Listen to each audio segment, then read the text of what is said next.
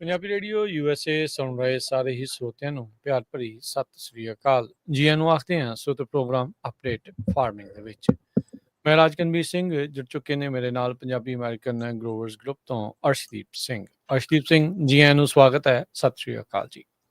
ਰਾਜਕਰਨ ਜੀ ਸਤਿ ਸ੍ਰੀ ਅਕਾਲ ਤੇ ਸੁਣਨ ਵਾਲੇ ਸਾਰੇ ਸਰੋਤਿਆਂ ਨੂੰ ਦੇਖਣ ਵਾਲਿਆਂ ਨੂੰ ਵੀ ਸਤਿ ਸ੍ਰੀ ਅਕਾਲ ਜੀ। ਸਾਡੇ ਅੱਜ ਦੇ ਅਪਡੇਟ ਫਾਰਮਿੰਗ ਪ੍ਰੋਗਰਾਮ ਨੂੰ ਤੁਹਾਡੇ ਸਾਰਿਆਂ ਤੱਕ ਪਹੁੰਚਾਉਣ 'ਚ ਸਹਿਯੋਗ ਕਰਦੇ ਨੇ USDA NRCS ਮਹਿਕਮਾ, ਇਸ ਦੇ ਨਾਲ ਐਲਬਨ ਬੋਰਡ ਆਫ ਕੈਲੀਫੋਰਨੀਆ ਤੇ ਪੰਜਾਬੀ ਅਮਰੀਕਨ ਗਰੋਵਰਸ ਗਰੁੱਪ। ਇਹਨਾਂ ਸਾਰਿਆਂ ਦਾ ਧੰਨਵਾਦ ਕਰਦੇ ਹਾਂ।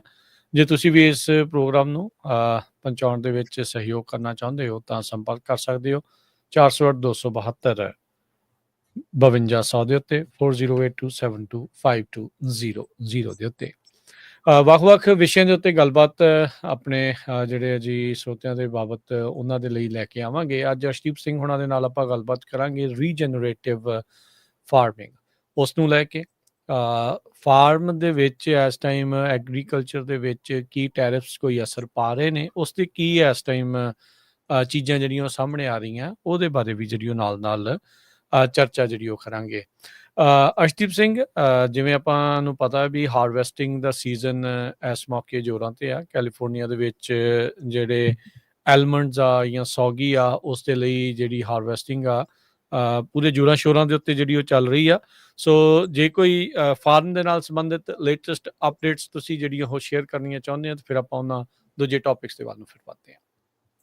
ਹਾਂਜੀ, ਨਹੀਂ ਜਿਵੇਂ ਤੁਸੀਂ ਦੱਸ ਹੀ ਦਿੱਤਾ ਵੀ ਜਿਹੜਾ ਅੱਜ ਕੱਲ੍ਹ ਖੇਤੀ ਦੇ ਵਿੱਚ ਚੱਲ ਰਿਹਾ, ਆਪਾਂ ਜੇ ਔਰਚਰਡਸ ਦੇ ਵਿੱਚ ਗੱਲ ਕਰੀਏ ਹੈ ਨਾ, ਤਾਂ ਜਿਵੇਂ ਤੁਸੀਂ ਮੈਂਸ਼ਨ ਕੀਤਾ ਬਦਾਮਾਂ ਦੀ ਤੇ ਪਿਸਤੇ ਦੀ ਹਾਰਵੈਸਟ ਪੂਰੇ ਜ਼ੋਰਾਂ ਸ਼ੋਰਾਂ 'ਤੇ ਆ। ਤੁਹਾਨੂੰ ਵੱਡੇ ਵੱਡੇ ਇਕਵਿਪਮੈਂਟ ਦਿਖ ਰਹੇ ਹੋਣੇ ਨੇ ਹੁਣ ਰਾਹ 'ਚ ਆਉਣ ਜਾਣ ਲੱਗੇ ਹੈ ਨਾ, ਤੇ ਗ੍ਰੇਪਸ ਤੇ ਰੇਜ਼ਨ ਦੀ ਹਾਰਵੈਸਟ ਵੀ ਚੱਲ ਰਹੀ ਆ। ਆਹ ਸਮਾਂ ਜਿਹੜਾ ਹੁੰਦਾ ਉਹ ਆਪਣੇ ਲਈ ਸਭ ਤੋਂ ਬਿਜ਼ੀ ਸਮਾਂ ਹੁੰਦਾ ਹੈ ਨਾ, ਤੇ ਕ੍ਰਿਟੀਕਲ ਵੀ ਹੁੰਦਾ।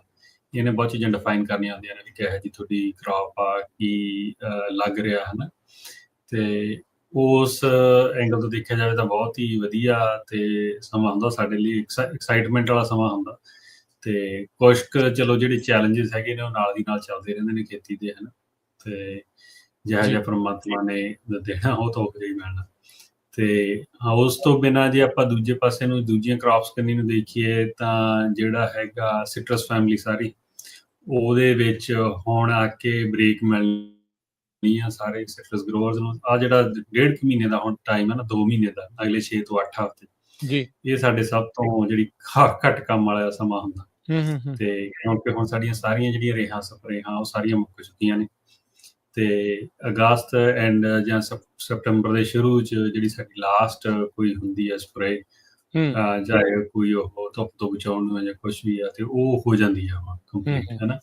ਹੁਣ ਅਸੀਂ ਬਸ ਪਾਣੀ ਦੇਣਾ ਔਰਚਰਡਸ ਨੂੰ ਤੇ ਵੇਟ ਕਰਨੀ ਆ ਵੀ ਜਦੋਂ ਅਕਤੂਬਰ ਦੇ ਵਿੱਚ ਸਾਈਜ਼ ਬਣ ਗਿਆ ਸਾਰੀ ਕ੍ਰੌਪ ਦਾ, ਤੇ ਹਾਂਜੀ ਸਾਈਜ਼ ਤਾਂ ਆਲਮੋਸਟ 80 to 90% ਜਿੰਨਾ ਹੋਣਾ ਚਾਹੀਦਾ ਉੱਥੇ ਪਹੁੰਚ ਗਏ ਆ, ਤੇ ਥੋੜਾ ਜਿਹਾ ਹੋਰ ਵਧੂਗਾ ਇਸ ਮਹੀਨੇ ਦੇ ਵਿੱਚ। ਫਿਰ ਅਗਲੇ ਮਹੀਨੇ ਦੇ ਵਿੱਚ ਜਿਹੜੀਆਂ ਠੰਡੀਆਂ ਰਾਤਾਂ ਤੇ ਆਉਣਗੀਆਂ ਤੇ ਉਹਦੇ ਨਾਲ ਫਿਰ ਕਲਰ ਚੇਂਜ ਹੋਊਗਾ, ਹੈ ਨਾ। ਉਹ ਜਿੰਨੀ ਛੇਤੀ ਰਾਤਾਂ ਠੰਡੀਆਂ ਹੋ ਜਾਂਦੀਆਂ ਨੇ ਓਨੀ ਛੇਤੀ ਜਿਹੜਾ ਸਿਟਰਸ ਦਾ ਕਲਰ ਆ ਉਹ ਫਿਰ ਫੁੱਲ ਕਲਰ 'ਚ ਆਉਣ ਲੱਗ ਜਾਂਦਾ। ਤੁਹਾਨੂੰ ਯਾਦ ਹੋਣਾ ਪਿਛਲੇ ਸਾਲ ਆਪਾਂ ਉਸ 'ਤੇ ਕਈ ਪ੍ਰੋਗਰਾਮ ਵੀ ਕੀਤੇ ਸੀਗੇ ਵੀ ਅਕਤੂਬਰ ਦੇ ਪਹਿਲੇ ਹਫ਼ਤੇ ਦੇ ਵਿੱਚ ਸੈਨ ਜੋਆਕਿਨ ਵੈਲੀ 'ਚ 100 ਤੋਂ ਉੱਪਰ ਟੈਂਪਰੇਚਰ ਰਿਹਾ ਸੀ ਪੂਰਾ ਹਫ਼ਤਾ, ਤੇ ਉਹਦੇ ਕ੍ਰੌਪ ਬਹੁਤ ਡੈਮੇਜ ਕੀਤੀ ਸੀਗੀ। ਇੱਕ ਤਾਂ ਪਹਿਲਾਂ ਗਰਮੀ ਜ਼ਿਆਦਾ ਰਹੀ ਸੀ, ਉਹਦੇ ਕਰਕੇ ਸਾਨੂੰ ਕਾਫੀ ਸਾਈਜ਼ ਦਾ ਇਸ਼ੂ ਸੀਗਾ। ਫਿਰ ਇਹ ਕਲਰਿੰਗ ਵੀ ਲੇਟ ਹੋ ਗਈ, ਹਾਰਵੈਸਟ ਲੇਟ ਹੋ ਗਈ ਸੀਗੀ। ਸੋ ਉਹਦੇ ਚੈਲੰਜ ਸੀਗੇ। ਹੋਪਫੁਲੀ ਉਹ ਇਹੋ ਜਿਹਾ ਮੌਸਮ ਐਤਕੀ ਨਹੀਂ ਬਣੂਗਾ। ਸੋ ਫਾਰ ਤਾਂ ਵਧੀਆ ਚੱਲ ਰਿਹਾ ਕਿਉਂਕਿ ਮੈਂ ਆਪ ਸਿਟਰਸ ਦੀ ਖੇਤੀ ਕਰਦਾ ਕਰਕੇ ਥੋੜ੍ਹਾ ਜਿਹਾ ਜ਼ਿਆਦਾ ਵੱਲ ਧਿਆਨ ਰੱਖੀਦਾ। ਤੇ ਜਿਵੇਂ ਚੀਜ਼ਾਂ ਦੇਖ ਰਹੀਆਂ ਨੇ ਐਤਕੀ, ਜੇ ਟੈਰਿਫ ਦੀ ਵੀ ਆਪਾਂ ਗੱਲ ਕਰਾਂਗੇ ਚਲੋ ਬਾਅਦ ਦੇ ਵਿੱਚ, ਪਰ ਜਿਹੜੀ ਖੇਤੀਬਾੜੀ ਦੇ ਐਂਗਲ ਤੋਂ ਜੇ ਦੇਖਿਆ ਜਾਵੇ ਤਾਂ ਇਸ ਵਾਰ ਸੋਹਣੀ ਕ੍ਰੌਪ ਆਉਣ ਦਾ ਹੈਗਾ, ਰੀਜਨ ਅਬਵ ਐਵਰੇਜ ਕ੍ਰੌਪ ਹੋਊਗੀ। ਤੇ ਜਿੱਥੇ ਪਾਣੀ ਦੇ ਇਸ਼ੂ ਨੇ ਉਹ ਹੁਣ ਅੱਗੇ ਨਾ ਆਪਾਂ ਕਹਿ ਦਿੰਦੇ ਹੁੰਦੇ ਸੀਗੇ ਵੀ ਟਰੀ ਨੂੰ ਦੇਖ ਕੇ ਤੁਸੀਂ 20-25 ਔਰਚਰਡ ਨੂੰ ਦੇਖ ਕੇ ਅੱਡ ਏਰੀਆ ਦੇ ਵਿੱਚ ਕਹਿ ਦਿੰਦੇ ਹੁੰਦੇ ਸੀਗੇ ਵੀ ਅਬਵ ਐਵਰੇਜ ਆ, ਐਵਰੇਜ ਕ੍ਰੌਪ ਆ ਜਾਂ ਬਿਲੋ ਐਵਰੇਜ ਆ। ਹੁਣ ਜਿਹੜੇ ਐਸਟੀਮੇਟ ਲਾਉਣੇ ਕਾਫੀ ਔਖੇ ਹੋ ਜਾਂਦੇ ਨੇ ਕਿਉਂਕਿ ਉਹਦਾ ਵੱਡਾ ਕਾਰਨ ਇਹ ਆ ਵੀ ਜਿੱਥੇ ਤਾਂ ਪਾਣੀ ਦਾ ਇਸ਼ੂ ਆ, ਉਹ ਉਹਨਾਂ ਦੀ ਜਿਹੜੀ ਪ੍ਰੋਡਕਸ਼ਨ ਆ ਉਹ ਕਾਫੀ ਘਟ ਜਾਂਦੀ ਹੈ ਹਨਾ। ਠੀਕ ਹੈ। ਤੇ ਉਹ ਕਾਫੀ ਇੰਪੈਕਟ ਪਾ ਜਾਂਦੇ ਆ। ਉਹ ਹੁਣ ਉਹਨਾਂ ਤੇ ਡਿਪੈਂਡ ਕਰਦਾ ਵੀ ਵਾਟਰ ਅਵੇਲੇਬਿਲਿਟੀ ਡਿਸਟ੍ਰਿਕਟ ਦੀ ਕਿਹੋ ਜਿਹੀ ਸੀ, ਗਰੋਅਰਸ ਨੇ ਕੀ ਕੀਤਾ ਜਿਹੜੇ ਪਾਣੀ ਦੇ ਕ੍ਰੈਡਿਟ ਪੂਰੇ ਕਰਨ ਨੂੰ ਹਨਾ। ਖਾਸ ਕਰਕੇ ਜੇ ਆਪਾਂ ਟਲੇਰੀ ਤੇ ਕਰਨ ਕਾਉਂਟੀ ਸੀ ਜਾਈਏ ਫੁੱਟ ਹਿਲਸ ਦੇ ਵਿੱਚ, ਉੱਥੇ ਹੀ ਜ਼ਿਆਦਾ ਸਿਟਰਸ ਲੱਗਿਆ। ਸੋ ਉਹ ਹੁਣ ਕਾਫੀ ਪ੍ਰੈਡਿਕਟ ਕਰਨਾ ਔਖਾ ਹੋ ਜਾਂਦਾ, ਪਰ ਮੈਨੂੰ ਇੰਨਾ ਪਤਾ, ਮੈਂ ਆਪ ਕਾਫੀ, ਮੈਨੂੰ ਹੁਣ ਪਿਛਲੇ 2 ਮਹੀਨਿਆਂ 'ਚ ਮੌਕਾ ਮਿਲਿਆ ਇੱਧਰ ਨੂੰ ਟਰੈਵਲ ਕਰਨ ਦਾ, ਫੁੱਟ ਹਿਲਸ ਹੈ ਨਾ, ਔਰਚਰਡ ਦੇਖਣ ਦਾ। ਜੀ। ਤੇ ਕਾਫੀ ਕ੍ਰੌਪ ਸਿਟਰਸ ਦੀ ਪੁੱਲ ਹੋ ਰਹੀ ਆ ਪਾਣੀ ਦੇ ਕਰਕੇ ਹਨਾ, ਕਿਉਂਕਿ ਪਾਣੀ ਇਨਫ ਨਹੀਂ ਹੈਗਾ। ਤੇ ਜਾਂ ਅਗਲੇ 2 ਸਾਲਾਂ ਦੇ ਵਿੱਚ ਕਾਫੀ ਵੱਡੀ ਸਿਗਨੀਫਿਕੈਂਟ ਪੋਰਸ਼ਨ ਆ ਜਿਹੜੀਆਂ ਓਲਡਰ ਵੈਰਾਈਟੀਜ਼ ਆ ਉਹ ਪੁੱਲ ਹੋ ਜਾਣਗੀਆਂ ਗਰਾਊਂਡ ਤੋਂ। ਉਹਦਾ ਰੀਜ਼ਨ ਇਹੀ ਹੈ ਵੀ ਹੁਣ ਉਹ ਖੇਤੀ ਵਾਇਬਲ ਨਹੀਂ ਹੈਗੀ ਫਾਈਨੈਂਸ਼ੀਅਲੀ, ਕਿਉਂਕਿ ਪਾਣੀ ਜਦੋਂ ਲੈ ਕੇ ਮੁੱਲ ਤੁਸੀਂ ਕਰਦੇ ਆ $500 ਜਾਂ $700 ਨੂੰ ਏਕੜ ਫੁੱਟ ਨਾਰਮਲ ਈਅਰ ਦੇ ਵਿੱਚ, ਜਦੋਂ ਕਿਤੇ ਆ ਜਾਂਦਾ ਡਰਾਊਟ ਵਾਲਾ ਹੁੰਦਾ ਉਹ ਤਾਂ ਫਿਰ ਹੋਰ ਵੀ ਜ਼ਿਆਦਾ ਹੋ ਜਾਂਦਾ। ਸੋ ਉਹਨਾਂ ਚੀਜ਼ਾਂ ਨੂੰ ਦੇਖਦੇ ਹੋਏ ਸਿਟਰਸ ਦੀ ਇਹ ਤਾਂ ਨਹੀਂ ਆਪਾਂ ਕਹਿ ਸਕਦੇ ਵੀ ਓਵਰਆਲ ਕ੍ਰੌਪ ਕਿਹੋ ਜਿਹੀ ਹੋਊਗੀ, ਪਰ ਜੇ ਆਪਾਂ ਉਹ ਦੇਖਿਆ ਜਾਵੇ ਆਮ ਔਰਚਰਡਸ ਦੇ ਵਿੱਚ ਤਾਂ ਇਸ ਵਾਰ ਕ੍ਰੌਪ ਦਾ ਸਾਈਜ਼ ਵਗੈਰਾ ਵਧੀਆ ਲੱਗ ਰਿਹਾ ਤੇ ਡੀਸੈਂਟ ਕ੍ਰੌਪ ਹੋਣੀ ਚਾਹੀਦੀ ਆ। ਤੇ ਅਨਲੈਸ ਕਿ ਕੋਈ ਟ੍ਰੇਡ ਦਾ ਇਸ਼ੂ ਇਦੋਂ ਵੱਧ ਜੇ ਜਿੰਨਾ ਹੋਣਾ, ਤੇ ਫਿਰ ਤਾਂ ਪ੍ਰਾਈਸ ਤੇ ਵੀ ਇੰਪੈਕਟ ਹੋਊਗਾ, ਪਰ ਹੁਣ ਐਵਰੇਜ ਪ੍ਰਾਈਸਿਸ ਦੀ ਐਕਸਪੈਕਟੇਸ਼ਨ ਹੈਗੀ ਜੀ। ਠੀਕ ਹੈ। ਸੋ ਨਹੀਂ, ਸੋ ਡੈਫੀਨੇਟਲੀ ਇਹ ਸਾਰੀਆਂ ਚੀਜ਼ਾਂ ਆਪਣੇ ਨਾਲ ਹੀ ਆ ਸਾਹਮਣੇ ਜਿਹੜੀਆਂ ਉਹ ਚੱਲ ਰਹੀਆਂ ਵੀ ਕਿੱਦਾਂ ਦੀ ਸਿਚੁਏਸ਼ਨ ਜਿਹੜੀ ਉਹ ਹੈਗੀ ਆ।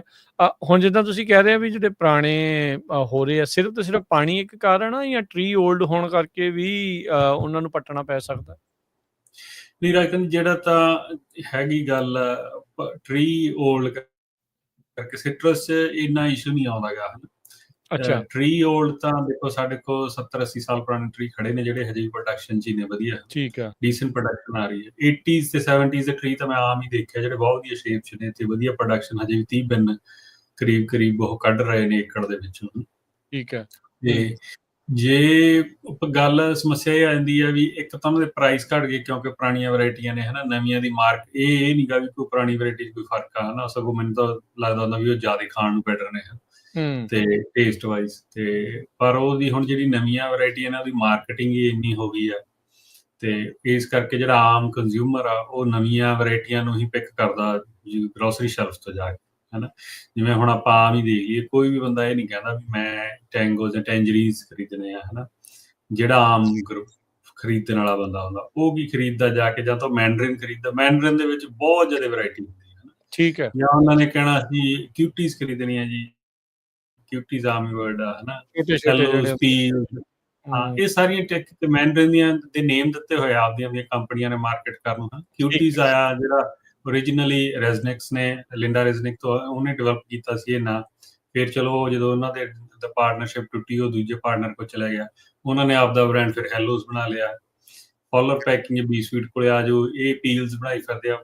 ਸੰਤਰਾ ਤਾਂ ਉਹੀ ਆ, ਬਸ ਨਾਂ ਡੱਡ ਨੇ ਹਨਾ। ਤੇ ਉਸ ਕਰਕੇ ਇਹ ਹੋ ਜਾਂਦਾ ਵੀ ਜਿਹੜੀਆਂ ਪੁਰਾਣੀਆਂ ਵੈਰਾਈਟੀਆਂ ਨੇ ਉਹਨਾਂ ਦੀ ਮਾਰਕੀਟਿੰਗ ਘੱਟ ਹੋਣ ਕਰਕੇ ਉਹਨਾਂ ਦਾ ਪ੍ਰਾਈਸ ਘੱਟ ਹੁੰਦਾ, ਉਹ 'ਚ ਮਾਰਜਨ ਵੀ ਘੱਟ ਜਾਂਦਾ। ਪਰ ਜਦੋਂ ਹੁਣ ਆਪਾਂ ਪਾਣੀ ਇੰਨਾ ਮਹਿੰਗਾ ਲੈ ਕੇ ਖੇਤੀ ਕਰਨੀ ਆ, ਫਿਰ ਉਹ ਫਾਈਨੈਂਸ਼ੀਅਲੀ ਵਾਇਬਲ ਨਹੀਂ ਰਹਿੰਦੀ। ਅੱਛਾ, ਇਹ ਜਿਹੜਾ ਪਾਣੀ ਦਾ ਸਮੱਸਿਆ ਹੈ ਅਰਸ਼ਦੀਪ ਸਿੰਘ, ਇਹ ਕੀ ਜ਼ਿਆਦਾ ਜਿਹੜਾ ਈਸਟ ਟਿਊਲੀ, ਕਰਨ, ਫੁੱਟ ਹਿਲਸ ਉਧਰ ਹੀ ਜ਼ਿਆਦਾ ਜਿਹੜੀ ਇਸ ਟਾਈਮ ਪ੍ਰੋਬਲਮ ਆ ਰਹੀ ਆ? ਪੁਰਾਣੇ ਖੇਤ ਉੱਥੇ ਹੀ ਲੱਗੇ ਹੋਏ ਆ ਸਿਟਰਸ ਤੇ ਜ਼ਿਆਦਾ? ਹਾਂਜੀ, ਤੁਸੀਂ ਟੈਕਨੀਕਲੀ ਤਾਂ ਮੰਡੇਰੇ ਤੋਂ ਤੁਸੀਂ ਆਪਾਂ ਡੈਮ ਤੇ ਜਾਂਦੇ ਆ ਜਦੋਂ ਆਪਣੇ ਸੈਨੋ ਰਿਵਰ ਤੇ, ਤੇ ਉੱਥੋਂ ਕੁ ਸ਼ੁਰੂ ਹੋ ਜਾਂਦਾ ਸਿਟਰਸ ਤੇ ਆਲ ਦਾ ਵੇ ਉਹ ਗ੍ਰੀਨ ਪੁਆਇੰਟ ਤੱਕ, ਫੁੱਟ ਹਿਲ ਤੱਕ ਚੱਲਦਾ ਰਹਿੰਦਾ ਹੈ ਹਨਾ। ਠੀਕ ਹੈ, ਇੱਕਾ ਦੁੱਕਾ ਪੈਚਸ ਵਿੱਚ ਵੀ ਹੈਗੇ ਨੇ, ਜੇ ਆਪਾਂ ਵੈਲੀ 'ਚ ਵੀ ਆ ਕੇ ਸਾਡੇ ਨੂੰ 99 ਦੇ ਆਲੇ ਦੁਆਲੇ 5 ਤੇ ਵੀ ਦੇਖਣ ਨੂੰ ਮਿਲ ਜਾਣਗੇ ਜਦੋਂ ਆਪਾਂ 5 ਤੇ ਡਰਾਈਵ ਕਰਦੇ ਹਾਂ। ਬਟ ਜਿਹੜਾ ਮੈਜੋਰਿਟੀ ਸਿਟਰਸ ਆ ਉਹ ਫੁੱਟ ਹਿਲ 'ਚ ਹੀ ਆ ਹਨਾ। ਇੱਥੋਂ ਮੰਡੇਰੇ ਤੋਂ ਜਾਂ ਕਲੋਵਸ ਤੋਂ ਸ਼ੁਰੂ ਹੋ ਕੇ ਉਹ ਗ੍ਰੇਪ ਵਾਈਨ ਤੱਕ ਚਲਿਆ ਜਾਂਦਾ। ਤੇ ਜਿਹੜਾ ਤਾਂ ਹੈਗਾ ਕਿੰਗਸ ਰਿਵਰ ਦਾ ਏਰੀਆ ਸਾਰਾ, ਉਹਦੇ 'ਚ FID, CID, ਗਹਾਲਟਾ ਆ ਜਾਂਦਾ ਜਿੱਥੇ ਸਿਟਰਸ ਜ਼ਿਆਦਾ ਲੱਗਿਆ ਹੋਇਆ। ਇਹਨਾਂ ਦਾ ਦੇਖੋ ਪਾਣੀ ਦਾ ਇਸ਼ੂ ਨਹੀਂ ਹੈਗਾ ਹਨਾ। ਇਹ ਪਾਣੀ ਥੱਲੇ ਗਰਾਊਂਡ 'ਚ ਵੀ ਪੁੱਲ ਕਰ ਸਕਦੇ ਆ ਤੇ ਸਰਫੇਸ ਵਾਟਰ ਵੀ ਇਹਨਾਂ ਕੋਲੇ ਪਲੈਂਟੀ ਹੈਗਾ। ਸੋ ਇਹਨਾਂ ਨੂੰ ਸਮੱਸਿਆ ਆਉਂਦੀ ਨਹੀਂ ਹੈ। ਜਦੋਂ ਫਿਰ ਆਪਾਂ ਥੋੜਾ ਜਿਹਾ ਕਿੰਗਸ ਰਿਵਰ ਤੁਸੀਂ ਮੰਨ ਲਓ ਵੀ ਰਿਡਲੀ 'ਚ ਟੱਪ ਜਾਂਦੇ ਆ, ਤੇ ਉਦੋਂ ਬਾਅਦ ਫਿਰ ਜਿਹੜਾ ਸਾਰਾ ਈਸਟਰਨ ਟੂਲੀ ਵਾਲਾ, ਜਾਂ ਤੁਸੀਂ ਜਿਵੇਂ ਮੈਂਸ਼ਨ ਕੀਤਾ ਹੈ ਨਾ, ਉੱਥੇ GSA ਆ ਜਾਂਦਾ ਨਹਿਰ ਦੇ ਨਾਲ ਨਾਲ, ਹੂੰ ਬ੍ਰਾਂਟ ਕਰਨ ਦੇ ਨਾਲ ਦੇ, ਤੇ ਜਾਂ ਉੱਪਰਲਾ ਫਿਰ ਕਰਨ ਕਾਊਂਟੀ ਵਾਲਾ ਜਿੰਨਾ ਕਾ ਏਰੀਆ ਆ ਜਾਂਦਾ, ਈਸਟ ਵਾਲਾ ਪਾਸਾ ਸਾਰਾ, ਤੇ ਉਹਦੇ ਵਿੱਚ ਪਾਣੀ ਦੇ ਬਹੁਤ ਇਸ਼ੂ ਆ। ਉੱਥੇ ਦੇਖੋ ਪਾਣੀ ਪਹਿਲਾਂ ਵੀ, ਜੇ ਆਪਾਂ ਉਸ ਏਰੀਏ 'ਚ ਜਾ ਵੜੀਏ, ਡੂੰਘਾ ਵੀ ਬਹੁਤ ਆ ਨਾ, ਟੈਰਾਬੈਲਾ ਲਾ ਲਓ ਜਾਂ ਪਰਲੇ ਪਾਸੇ ਪੋਟਰਵਲ ਦਾ, ਉੱਥੇ 1200 ਫੁੱਟ ਤੇ, ਜਾਂ ਈਵਨ ਕਰਨ ਕਾਊਂਟੀ 1200 ਫੁੱਟ ਤੇ ਤਾਂ ਬੋਰ ਹੁੰਦਾ। ਉੱਥੇ ਫਿਰ ਪਾਣੀ ਦੀ ਤੁਹਾਨੂੰ ਸਰਫੇਸ ਵਾਟਰ ਡਿਪੈਂਡੈਂਸ ਬਹੁਤ ਆ। ਜਿਸ ਸਾਲ ਮੀਂਹ ਨਹੀਂ ਪੈਂਦਾ ਗਾ, ਉਸ ਸਾਲ ਫੀਸਿਸ ਤੇ ਪੈਨਲਟੀਜ਼ ਬਹੁਤ ਜ਼ਿਆਦਾ ਲੱਗ ਜਾਂਦੀਆਂ ਨੇ, ਤੇ ਉਹਦੇ ਕਰਕੇ ਫਿਰ ਉਹ ਪੁਰਾਣੀਆਂ ਵੈਰਾਈਟੀਆਂ ਨੇ ਜਿਹੜੀਆਂ, ਉਹ ਫਾਈਨੈਂਸ਼ੀਅਲੀ ਵਾਇਬਲ ਨਹੀਂ ਰਹਿੰਦੀਆਂ। ਸੋ ਇਸ ਕਰਕੇ ਹੁਣ ਇਹ ਦੇਖਣ ਨੂੰ ਮਿਲ ਰਿਹਾ ਵੀ ਪੁਰਾਣੀਆਂ ਜਿਹੜੀਆਂ ਵੈਰਾਈਟੀਆਂ ਨੇ, ਆਰਚਰਡ ਨੇ, ਜਿੱਥੇ ਸਿੰਗਲ ਸੋਰਸ ਪਾਣੀ ਆ, ਜਿਹਨਾਂ ਨੂੰ ਵਾਈਟ ਲੈਂਡ ਕਹਿ ਦਿੰਦੇ ਆਪਾਂ, ਉੱਥੋਂ ਉਹ ਪੁੱਲ ਹੋ ਰਿਹਾ ਕਾਫੀ ਵੱਡੀ ਤਾਦਾਦ ਦੇ ਵਿੱਚ। ਠੀਕ ਹੈ। ਅੱਛਾ, ਤੁਸੀਂ ਵਿੱਚ ਨਾਲ ਇਹ ਵੀ ਗੱਲ ਕੀਤੀ ਸੀ ਵੀ ਟੈਰਿਫਸ ਨੂੰ ਲੈ ਕੇ ਓਵਰਆਲ ਜਿਹੜੇ ਟੈਰਿਫਸ ਦੀ ਸਿਚੁਏਸ਼ਨ ਕੀ ਹੈ। ਬਹੁਤ ਸਾਰੀਆਂ ਜਿਹੜੀਆਂ ਵੀਡੀਓਜ਼ ਅਕ੍ਰੋਸ ਅਮਰੀਕਾ ਆਪਾਂ ਜਿਹੜੇ ਫਾਰਮਰਸ ਦੀਆਂ ਵੀ ਜਿਹੜੀਆਂ ਉਹ ਦੇਖ ਰਹੇ ਹਾਂ, ਕਾਫੀ ਜ਼ਿਆਦਾ ਕਿਤੇ ਨਾ ਕਿਤੇ ਨਾਖੁਸ਼ੀ ਵੀ ਜ਼ਾਹਰ ਹੋ ਰਹੀ ਹੈ, ਕਿਉਂਕਿ ਸੋਇਆ ਕਾਰਨ ਜਿਹੜਾ ਚਾਈਨਾ ਕਾਫੀ ਜ਼ਿਆਦਾ ਖਰੀਦਦਾ ਸੀਗਾ ਜਾਂ ਬਾਹਰ ਜਾਂਦਾ ਸੀਗਾ, ਟੈਰਿਸ ਦੇ ਚੱਲਦੇ ਆ ਆਪਸ ਦੇ ਵਿੱਚ ਹੁਣ ਖਿੱਚੋਤਾਣ ਦੋਨਾਂ ਮੁਲਕਾਂ ਦੀ ਵਿੱਚ, ਕਾਫੀ ਲੋਕ ਉਸ ਦੇ ਵਿੱਚ ਨਾਲ ਆਮ ਵੀ ਜਿਹੜੇ ਉਹ ਪਿਸ ਜਾਂਦੇ ਆ। ਸੋ ਉਹ ਸਿਚੁਏਸ਼ਨ ਕੀ ਆ, ਤੇ ਤੁਹਾਡੇ ਜਿਹੜੇ ਸਿਟਰਸ ਫਾਰਮਿੰਗ ਦੇ ਉੱਤੇ ਕੀ ਇਹਦਾ ਵੀ ਅਸਰ ਤੁਹਾਨੂੰ ਨਜ਼ਰ ਆਊਗਾ ਜਾਂ ਪੈਂਦਾ ਹੈ? ਹਾਂਜੀ, ਨਹੀਂ, ਜਿਹੜਾ ਦੇਖੋ ਟੈਰਿਫ ਦੇ ਵਿੱਚ ਅਸੀਂ ਕਾਫੀ ਜ਼ਿਆਦਾ ਜਿਹੜਾ ਸਾਡਾ ਐਕਸਪੋਰਟ ਹੁੰਦਾ ਉਹ ਇੰਟਰਨੈਸ਼ਨਲੀ ਕਰਦੇ ਆ, ਹਨਾ, ਜਿਹਦੇ 'ਚ ਚਾਈਨਾ ਬਹੁਤ ਵੱਡਾ ਪਲੇਅਰ ਸੀਗਾ। ਚਾਈਨਾ, ਸਾਊਥ ਕੋਰੀਆ, ਜਾਪਾਨ ਤੇ ਯੂਰਪ 'ਚ ਮੇਨਲੀ ਅਸੀਂ ਵੈਲੈਂਸੀਆਸ ਤੇ ਲੈਮਨਸ ਭੇਜਦੇ ਸੀਗੇ, ਤੇ ਮੈਨਰਿਨ ਜ਼ਿਆਦਾ ਅਸੀਂ ਬਾਕੀ ਦੇ ਜਿਹੜੇ ਆਪਾਂ ਸਾਊਥ ਈਸਟ ਏਸ਼ੀਅਨ ਕੰਟਰੀ ਕਹਿੰਦੇ ਆ ਉਹਨਾਂ ਦੇ ਵਿੱਚ ਭੇਜਦੇ ਸੀ, ਹੁਣ ਵੀ ਠੀਕ ਹੈ। ਭੇਜਦੇ। ਕਿਉਂਕਿ ਹੁਣ ਜਿਹੜਾ ਸਾਰਾ ਟੈਰਿਫ ਦਾ ਇਸ਼ੂ ਆ ਉਹ ਉੱਥੇ ਸਾਊਥ ਈਸਟ ਵਾਲੇ ਪਾਸੇ ਆ, ਹਨਾ, ਏਸ਼ੀਆ ਵਾਲੇ ਏਸ਼ੀਆ 'ਚ। ਪਾਸੇ ਆ, ਹੂੰ। ਤੇ ਉਹਦੇ ਕਰਕੇ ਸਾਡੀ ਕਾਫੀ ਡਰਮੈਟਿਕ ਕਹਿੰਦੇ ਆ ਵੀ ਲਾਸਸ ਹੋਣ ਦੇ ਚਾਂਸਸ ਹੈਗੇ ਨੇ। ਉਹਦਾ ਪਿਛਲੇ ਸਾਲ ਵੀ ਦੇਖੋ, ਜਦੋਂ ਐਨ ਮਿਡ ਸੀਜ਼ਨ ਦੇ ਵਿੱਚ ਡਿਊਰਿੰਗ ਟਰੰਪ ਐਡਮਿਨਿਸਟ੍ਰੇਸ਼ਨ ਆਈ ਤੇ ਟੈਰਿਫਸ ਦਾ ਰੌਲਾ ਪੈ ਗਿਆ ਚਾਈਨਾ ਦਾ, ਉਦੋਂ ਹੀ ਜਿਹੜੀ ਆ ਕਾਫੀ ਸ਼ਿਪਿੰਗ ਤੇ ਫਰਕ ਪੈਣਾ ਸ਼ੁਰੂ ਹੋ ਗਿਆ ਸੀ। ਤਾਂ ਹੀ ਉਹਦਾ ਕਾਰਨ ਸੀ ਵੀ ਸਾਡੇ ਇੱਕ ਵੱਡਾ ਕਾਰਨ ਤਾਂ ਦੇਖੋ ਇਹ ਸੀ ਕ੍ਰੌਪ ਦਾ ਸਾਈਜ਼, ਦੂਜਾ ਇਹ ਸੀਗਾ ਜਿਹੜੀ ਸੀਗੀ ਉਹ ਸਾਡੇ ਤੋਂ ਵਧੀਆ ਸ਼ਿਪ ਨਹੀਂ ਹੋਏਗੀ, ਹਨਾ। ਯੂਰਪ ਨਾਲ ਵੀ ਟੈਨਸ਼ਨਸ ਰਹੀਆਂ ਨੇ। ਚਲੋ ਯੂਰਪ ਨਾਲ ਤਾਂ ਹੁਣ ਕਲੀਅਰ ਹੋ ਗਿਆ, ਹਨਾ, ਜਿਵੇਂ ਵੀ ਹੈਗਾ ਉਹਨਾਂ ਦੀ ਉਮੀਦ ਚੱਲ ਪੈਣਾ, ਹਨਾ।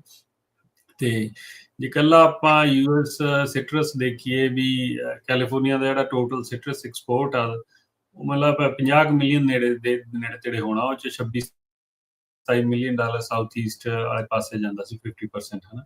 ਸੋ ਉਹਦਾ ਠੀਕ ਹੈ। ਸਾਨੂੰ ਕਾਫੀ ਵੱਡਾ ਇੰਪੈਕਟ ਹੋਣਾ ਵਾ ਜੇ ਸਾਡੇ ਤੇ ਹੋਇਆ।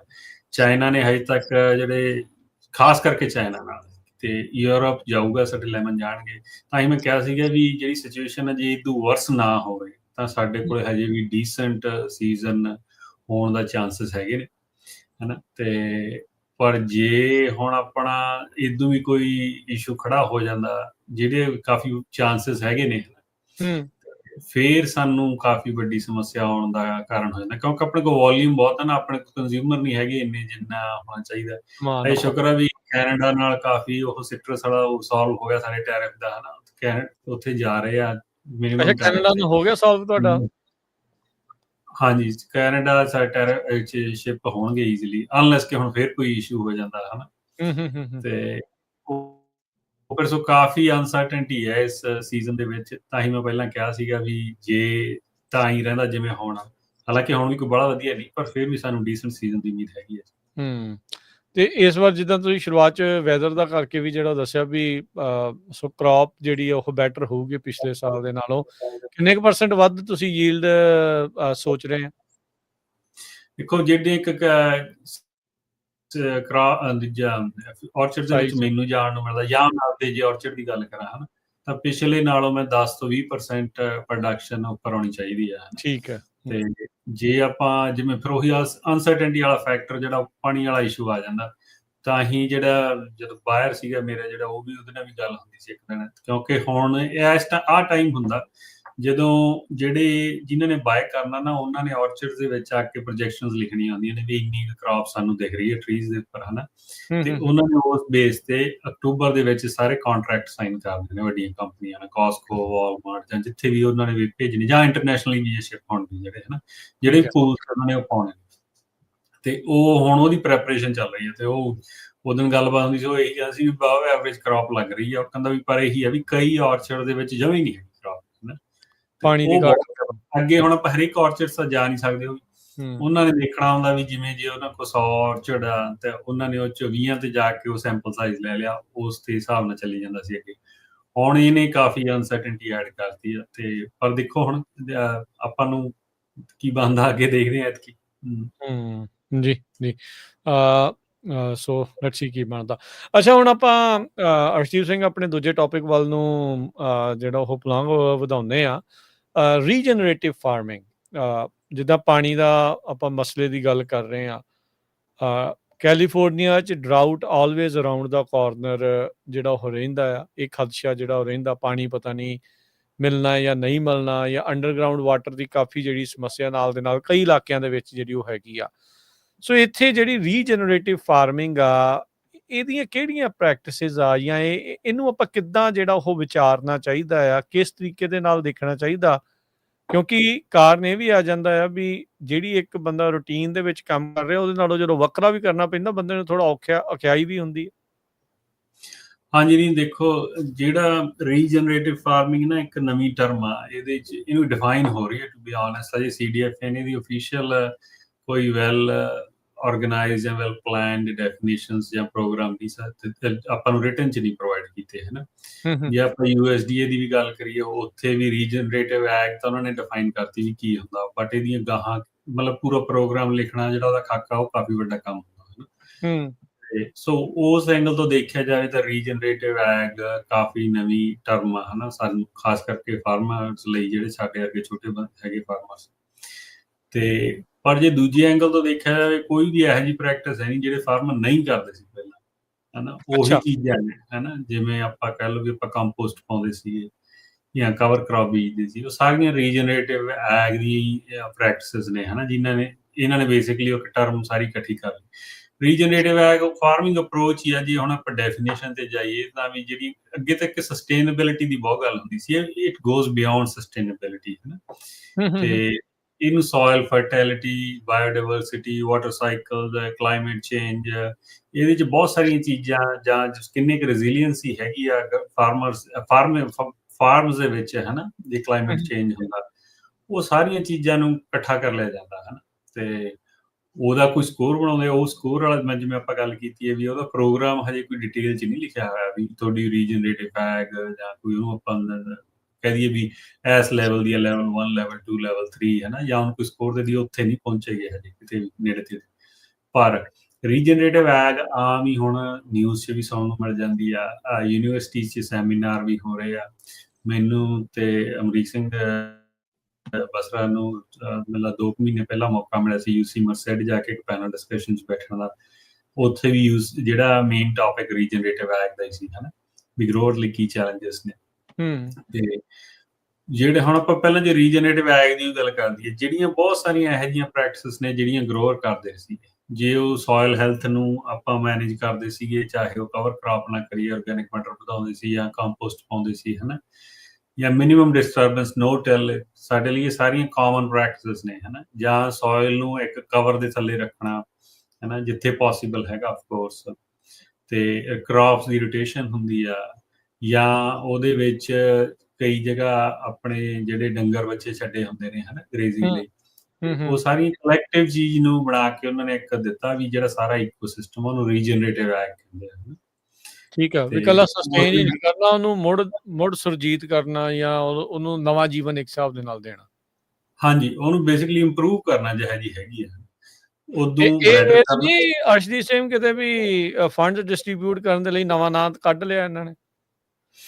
ਹਾਂਜੀ, ਦੇਖੋ, ਜਿਹੜੇ ਸਟੇਟਸ ਜਿਵੇਂ ਕੈਲੀਫੋਰਨੀਆ, ਕੋਨਾ ਸਟੇਟਸ ਤੋਂ ਹੈਗਾ ਜਿਹੜਾ ਇਹ ਜਿਹੇ ਇਨੀਸ਼ੀਏਟਿਵ ਲਈ ਪਹਿਲ ਕਰਦਾ, ਹਨਾ, ਜਾਂ ਜ਼ਿਆਦਾ ਅਗਰੈਸਿਵ, ਜਾਂ ਆਪਾਂ ਕਹਿ ਦਈਏ ਲੈ ਕੇ, ਚੰਗੀ ਗੱਲ ਆ। ਹੁਣ ਤਾਂ ਦੇਖੋ ਜਿੱਥੇ ਪੋਸੀਬਲ ਆ ਉੱਥੇ ਕਰਨਾ ਵੀ ਚਾਹੀਦਾ। ਹੂੰ, ਹੂੰ, ਹੂੰ। ਤੇ ਪਰ ਕਈ ਵਾਰ ਆਪਾਂ ਓਵਰ ਅਗਰੈਸਿਵ ਹੋ ਜਾਂਦੇ ਚੀਜ਼ਾਂ ਨੂੰ ਲੈ ਕੇ, ਜਿਵੇਂ ਉਹ 'ਚ ਆਪਾਂ ਆਰਗੈਨਿਕ ਫਾਰਮਿੰਗ ਨੂੰ ਲੈ ਕੇ ਬਹੁਤ ਹੋ ਜਾਂਦੇ ਹਾਂ। ਆਰਗੈਨਿਕ ਫਾਰਮਿੰਗ ਲਈ ਜਦੋਂ ਆਪਾਂ ਸੈਟਅਪ ਹੀ ਨਹੀਂ ਗਏ, ਆਪਾਂ ਉਹਨਾਂ ਪ੍ਰੋਡਿਊਸ ਹੀ ਨਹੀਂ ਕਰ ਸਕਦੇ ਜਿੰਨਾ ਆਪਾਂ ਨੂੰ ਚਾਹੀਦਾ। ਸੋ ਆਰਗੈਨਿਕ ਫਾਰਮਿੰਗ ਵੀ ਕਨਵੈਨਸ਼ਨਲ ਦੇ ਨਾਲ ਹੀ ਚੱਲੂਗੀ। ਸੋ ਰੀਜਨਰੇਟਿਵ ਐਗ ਦੀ ਵੀ ਖੇਤੀਬਾੜੀ ਦੇ ਵਿੱਚ ਜਗ੍ਹਾ ਹੈਗੀ ਆ, ਕਾਫੀ ਵਧੀਆ ਚੀਜ਼ਾਂ ਵੀ ਨੇ ਇਹਦੇ ਵਿੱਚ, ਹਨਾ। ਤੇ ਬਾਕੀ ਗੱਲ ਇੱਥੇ ਆ ਜਾਂਦੀ ਰਾਕਨ ਜੀ, ਆਪਾਂ ਅੱਗੇ ਵੀ ਬਹੁਤ ਵਾਰ ਇਹ ਗੱਲ ਕੀਤੀ ਆ ਵੀ ਆਪਾਂ ਚਾਹੇ ਚਾਹੀਏ ਚਾਹੇ ਨਾ ਚਾਹੀਏ, ਇਹ ਚੀਜ਼ਾਂ ਆਉਣ ਵਾਲੀਆਂ ਹੀ ਨੇ ਬਸ, ਹਨਾ। ਆਈਆਂ ਪਈਆਂ ਨੇ, ਜਦੋਂ ਗੱਲ ਹੋ ਰਹੀ ਆ ਤਾਂ ਮਤਲਬ ਆ ਹੀ ਗਈਆਂ ਨੇ। ਹਾਂ, ਤੇ ਉਹਦੇ ਹੁਣ ਇਹਦੇ ਲਈ ਕਾਫੀ ਵੱਡਾ ਪੁਸ਼ ਆ ਪੋਲਿਸੀ ਲੈਵਲ ਤੇ, ਚਾਹੇ ਉਹ ਸਟੇਟ ਤੇ ਖਾਸ ਕਰਕੇ। ਫੈਡਰਲ ਦੇ ਵਿੱਚ ਪਿਛਲੀ ਐਡਮਿਨਿਸਟ੍ਰੇਸ਼ਨ 'ਚ ਕਾਫੀ ਵੱਡਾ ਪੁਸ਼ ਸੀ ਇਹਨੂੰ ਲੈ ਕੇ, ਤੇ ਨਵੀਂ ਐਡਮਿਨਿਸਟ੍ਰੇਸ਼ਨ ਦੇਖੋ ਉਨੀ ਐਕਸਾਈਟਡ ਨਹੀਂ ਹੈਗੀ ਇਹਨਾਂ ਚੀਜ਼ਾਂ ਨੂੰ ਲੈ ਕੇ। ਤੇ ਜਿਹੜੀ ਹੁਣ ਸਟੇਟ ਲੈਵਲ ਦੀ ਐਡਮਿਨਿਸਟ੍ਰੇਸ਼ਨ ਆ, ਉਹ ਤਾਂ ਕਹਿੰਦੇ ਵੀ ਇਹਨਾਂ ਨੂੰ ਆਪਾਂ ਨੂੰ ਦੇਖਣ ਆਉਣ ਵਾਲੇ ਬਹੁਤ ਨੀਅਰ ਫਿਊਚਰ 'ਚ ਦੇਖਣ ਨੂੰ ਮਿਲਣਗੀਆਂ, ਜਿੱਥੇ CDFA ਦੇ ਜਿਹੜੇ ਹੋਰ ਪ੍ਰੋਗਰਾਮ ਨੇ, ਜਿਵੇਂ ਹੈਲਥੀ ਸੋਇਲ ਆ, ਸਵੀਪ ਆ, ਉਹਨਾਂ ਦੇ ਵਿੱਚ ਨਵੀਆਂ ਪ੍ਰੈਕਟਿਸਿਸ ਐਡ ਹੋਣਗੀਆਂ, ਜਿਹੜੀਆਂ ਬੇਸਿਕਲੀ ਇਹਦਾ ਪਾਰਟ ਹੋਣਗੀਆਂ ਰੀਜਨਰੇਟਿਵ ਐਗ ਦਾ ਵੱਡੀ ਪਿਕਚਰ। ਠੀਕ ਹੈ। ਸੋ ਆਪਾਂ ਨੂੰ ਇਹਦੇ ਬਾਰੇ ਜਿੰਨਾ ਕੁ ਜ਼ਿਆਦਾ ਪਤਾ ਹੋਊਗਾ ਵਧੀਆ ਗੱਲ ਆ। ਆਪਾਂ ਨੂੰ ਦੇਖੋ ਦੋ ਚੀਜ਼ਾਂ ਲਈ ਗਰੋਅਰ ਕਰਦਾ ਕੋਈ ਵੀ ਚੀਜ਼, ਪਹਿਲੀ ਚੀਜ਼ ਤਾਂ ਉਹਦੇ ਲਈ ਫਾਈਨੈਂਸ਼ੀਅਲੀ ਬੈਨੀਫੀਸ਼ੀਅਲ ਹੋਣੀ ਚਾਹੀਦੀ ਆ, ਹਨਾ। ਤੇ ਦੂਜੀ ਉਹਦੇ ਲਈ ਸਸਟੇਨੇਬਿਲਿਟੀ, ਲੌਂਗ ਟਰਮ ਸਸਟੇਨੇਬਿਲਿਟੀ ਹੋਵੇ ਫਾਰਮਿੰਗ 'ਚ, ਵੀ ਉਹਦੀ ਕੋਈ ਐ ਨਾ ਹੋਵੇ ਵੀ ਸੋਇਲ ਖਰਾਬ ਹੋ ਜਾਏ। ਜੇ ਬੈਟਰ ਹੁੰਦੀ ਹੈ ਤਾਂ ਜ਼ਿਆਦਾ ਵਧੀਆ ਹੈ, ਪਰ ਇਹ ਵੀ ਨਹੀਂ ਗਾ ਵੀ ਕੋਈ ਇਹੋ ਜਿਹੀ ਚੀਜ਼ ਗਰੋ ਕਰ ਲਈਏ ਜਿਹੜੀ 5 ਸਾਲ ਹੋਊਗੀ ਮਗਰੋਂ ਸੋਇਲ ਖਰਾਬ ਹੋ ਜਾਏ। ਸੋ ਇਹ ਦੋ ਚੀਜ਼ਾਂ ਬਹੁਤ ਵੱਡਾ ਫੈਕਟਰ ਆ ਜਾਂਦੀ ਕਿਸੇ ਵੀ ਗਰੋਅਰ ਲਈ, ਖਾਸ ਕਰਕੇ ਛੋਟੇ ਲਈ। ਸੋ ਉਹਦੇ ਵਿੱਚ ਆਪਾਂ ਪ੍ਰੈਕਟਿਸਿਸ ਤੇ ਗੱਲ ਕਰਾਂਗੇ ਅੱਜ, ਜਿੰਨਾ ਕੁ ਆਪਣੇ ਕੋਲ ਸਮਾਂ ਹੈਗਾ, ਵੀ ਕਿਹੜੀਆਂ ਪ੍ਰੈਕਟਿਸਿਸ ਆਉਂਦੀਆਂ ਨੇ, ਹਨ। ਤੇ ਪਰ ਰੀਜਨਰੇਟਿਵ ਐਗ ਆਪਾਂ ਅੱਗੇ ਕਾਰਬਨ ਫਾਰਮਿੰਗ ਦੀ ਆਪਾਂ ਇੱਕ ਦੋ ਵਾਰ ਗੱਲ ਕੀਤੀ ਹੈ, ਜਾਂ ਕਾਰਬਨ ਸੀਕੁਐਸਟਰਿੰਗ ਦੀ, ਜੀ। ਜਿਹੜੀ ਕਾਰਬਨ ਫਾਰਮਿੰਗ ਆ ਜਾਂ ਕਾਰਬਨ ਸੀਕੁਐਸਟਰਿੰਗ ਆ, ਉਹ ਰੀਜਨਰੇਟਿਵ ਫਾਰਮਿੰਗ ਉਹਨੂੰ ਨਾਲ ਲੈ ਕੇ ਚੱਲਦੀ ਹੈ, ਹਨਾ। ਤੇ ਜਿੰਨੇ ਵੀ ਆਪਾਂ ਕਾਰਬਨ ਐਡ ਕਰਦੇ ਹਾਂ ਜਾਂ ਕਾਰਬਨ ਸੀਕੁਐਸਟਰਿੰਗ ਦੀ ਗੱਲ ਕੀਤੀ, ਉਹ ਇਹ ਜਿਹੜੀਆਂ ਇਹ 'ਚ ਪ੍ਰੈਕਟਿਸਿਸ ਨੇ, ਉਹਨਾਂ ਨੇ ਉਹਨੂੰ ਫੀਡ ਕਰਨਾ ਲੇਟਰ ਔਨ, ਹਨਾ। ਉਹ ਆਪਣਾ ਇੱਕ ਬੈਲੈਂਸ ਬਣੂਗਾ। ਫਿਰ ਉਹਦੇ ਨਾਲ ਵੀ ਕਾਰਬਨ ਫਾਰਮਿੰਗ ਫਿਊਚਰ 'ਚ ਹੋਣੀ ਆ ਉੱਥੇ। ਤੇ ਮਾਰਕੀਟਿੰਗ ਲਈ ਦੇਖੋਗੇ ਤੁਸੀਂ ਬਹੁਤ ਛੇਤੀ ਇਹਦੇ ਕੰਮ ਹੋ ਰਿਹਾ, ਵੀ ਜਿੱਥੇ ਜਿਹੜੇ ਔਰਚਰਡ ਤੱਕ ਨਾ ਉਹਦੇ ਤੇ ਲਿਫਾਫੇ ਦੇ ਉੱਪਰ ਜਾਂ ਪੈਕਿੰਗ ਦੇ ਉੱਪਰ ਲਿਖਿਆ ਹੋਊਗਾ ਵੀ ਇਹ ਔਰਚਰਡ ਕਿਹੋ ਜਿਹਾ ਔਰਚਰਡ ਆ, ਕਾਰਬਨ ਨਿਊਟਰਲ ਆ, ਹਨਾ, ਸਾਰੀਆਂ ਚੀਜ਼ਾਂ। ਜਿਵੇਂ ਹੁਣ ਆਪਾਂ ਇੱਕ ਕਸਟਮਰ ਨੂੰ ਇਹ ਸਾਰੀਆਂ ਚੀਜ਼ਾਂ ਦੇ ਲਈ ਫਿਰ ਪ੍ਰਾਈਸ ਵੀ ਵੱਧ ਦੇਣਾ ਪਊਗਾ। ਨਹੀਂ, ਦੇਖੋ ਕਈ ਚੀਜ਼ਾਂ ਹੈਗੀਆਂ ਨੇ ਜਿਹੜੀਆਂ ਬਿਨਾਂ ਪ੍ਰਾਈਸ ਸਾਡੀ ਇਨਪੁਟ ਕਾਸਟ ਵਧਾਏ ਤੇ ਹੋ ਸਕਦੀਆਂ। ਅੱਛਾ, ਠੀਕ ਕਈ ਆ। ਚੀਜ਼ਾਂ ਨੇ ਜਿਹੜੀਆਂ ਨਹੀਂ ਹੋ ਸਕਦੀਆਂ, ਜਿਵੇਂ ਅੱਡ ਉਹ ਵੀ ਬਹੁਤ ਕੰਪਲੀਕੇਟਡ ਸਿਸਟਮ ਹੋ ਜਾਂਦਾ। ਜਿਵੇਂ ਦੇਖਦੇ ਹਾਂ ਆਪਾਂ, ਜੇ ਆਪਾਂ 3 ਹਿੱਸਿਆਂ 'ਚ ਵੰਡ ਲਈਏ, ਵੀ ਇੱਕ ਛੋਟਾ ਫਾਰਮਰ ਹੈ, ਇੱਕ ਮੀਡੀਅਮ ਸਾਈਜ਼ ਦਾ, ਇੱਕ ਲਾਰਜ ਸਕੇਲ, ਹਨਾ।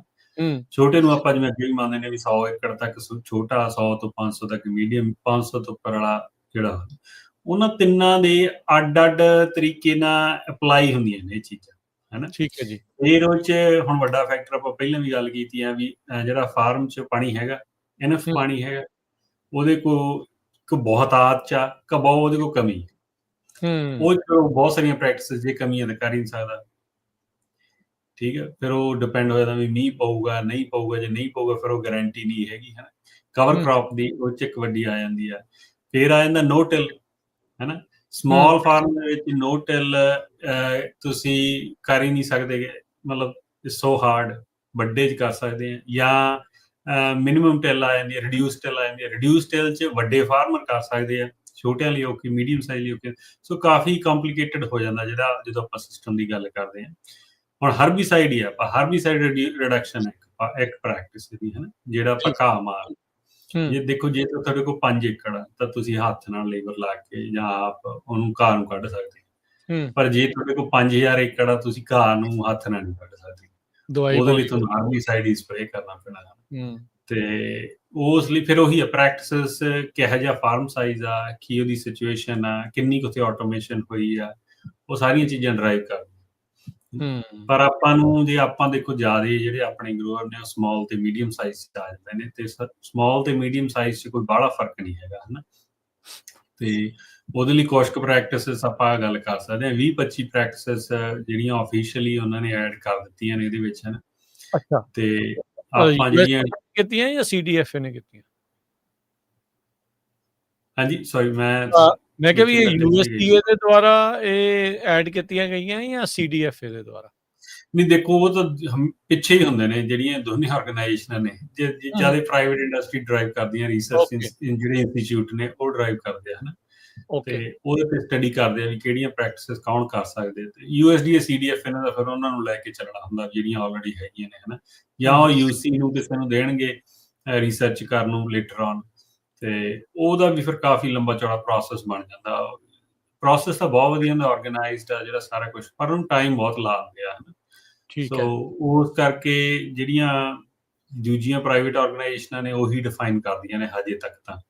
ਪਰ ਆਪਾਂ ਬਾਅਦ ਚ ਦੇਖਾਂਗੇ, ਜਿਵੇਂ ਆਪਾਂ ਗੱਲ ਕੀਤੀ ਨਾ ਵੀ ਸੀਡੀਐਫ ਆਪਦੇ ਪ੍ਰੋਗਰਾਮ ਐਡ ਕਰੂਗੀ, ਜਾਂ ਦੂਜੀ ਐਡਮਿਨਿਸਟ੍ਰੇਸ਼ਨ ਜਦੋਂ ਫੈਡਰਲ ਚ ਆਉਂਦੀ ਆ, ਵੀ ਉਹਨਾਂ ਦਾ ਪਤਾ ਨਹੀਂ ਕਿਹੋ ਜਿਹਾ ਇਨੀਸ਼ੀਏਟਿਵ ਹੋਣਾ, ਬਟ ਉਦੋਂ ਯੂਐਸਡੀਏ ਚ ਵੀ ਐਡ ਹੋ ਸਕਦੀ ਹੈ। ਠੀਕ ਹੈ। ਅਰਸ਼ਦੀਪ ਸਿੰਘ, ਇੱਕ ਆਪਾਂ ਇੱਥੇ ਬ੍ਰੇਕ ਲੈ ਲੈਂਦੇ ਹਾਂ, ਬ੍ਰੇਕ ਤੋਂ ਬਾਅਦ ਮੁੜਦੇ ਹਾਂ ਤੇ ਜਿਹੜੀਆਂ ਪ੍ਰੈਕਟਿਸਿਸ ਰੀਜਨਰੇਟਿਵ ਫਾਰਮਿੰਗ ਦੇ ਵਿੱਚ ਵੱਖ-ਵੱਖ ਤੁਸੀਂ 20 ਤੋਂ ਵੱਧ ਜਿਹੜੀਆਂ ਦੱਸ ਰਹੇ ਆ, ਉਹਨਾਂ ਦੇ ਕੁਛ ਅੰਸ਼ ਜਿਹੜੇ ਉਹ ਆਪਾਂ ਛੂਹਦੇ ਹਾਂ, ਦੱਸਦੇ ਹਾਂ। ਮਾਡਲ ਫਾਰਮ ਦੀ ਵੀ ਇੱਕ ਜਿਹੜੀ ਇਸ ਦੇ ਵਿੱਚ ਗੱਲਬਾਤ ਜਿਹੜੀ ਉਹ ਕਰਾਂਗੇ। ਇਹ ਉਪਰਾਲਾ ਕੀ ਚੱਲ ਰਿਹਾ ਹੈ ਤੇ ਕਿੱਦਾਂ ਆਪਣੇ ਜਿਹੜੇ ਕਿਸਾਨ ਇਸ ਦਾ ਕੋਈ ਲਾਹਾ ਲੈ ਸਕਦੇ ਆ, ਕੀ ਇਸ ਨੂੰ ਲੈ ਕੇ ਚਰਚਾ ਜਿਹੜੀ ਉਹ ਚੱਲ ਰਹੀ ਆ, ਉਹ ਆਪਾਂ ਜਾਰੀ ਰੱਖਾਂਗੇ ਇਸ ਇੱਕ ਬ੍ਰੇਕ ਤੋਂ ਬਾਅਦ 'ਚ। ਜੁੜੇ ਰਹੋ ਇੱਦਾਂ ਹੀ Punjabi radio USA, Punjabi TV USA ਨਾਲ। ਮਿਲਦੇ ਇੱਕ ਬ੍ਰੇਕ ਤੋਂ ਬਾਅਦ 'ਚ।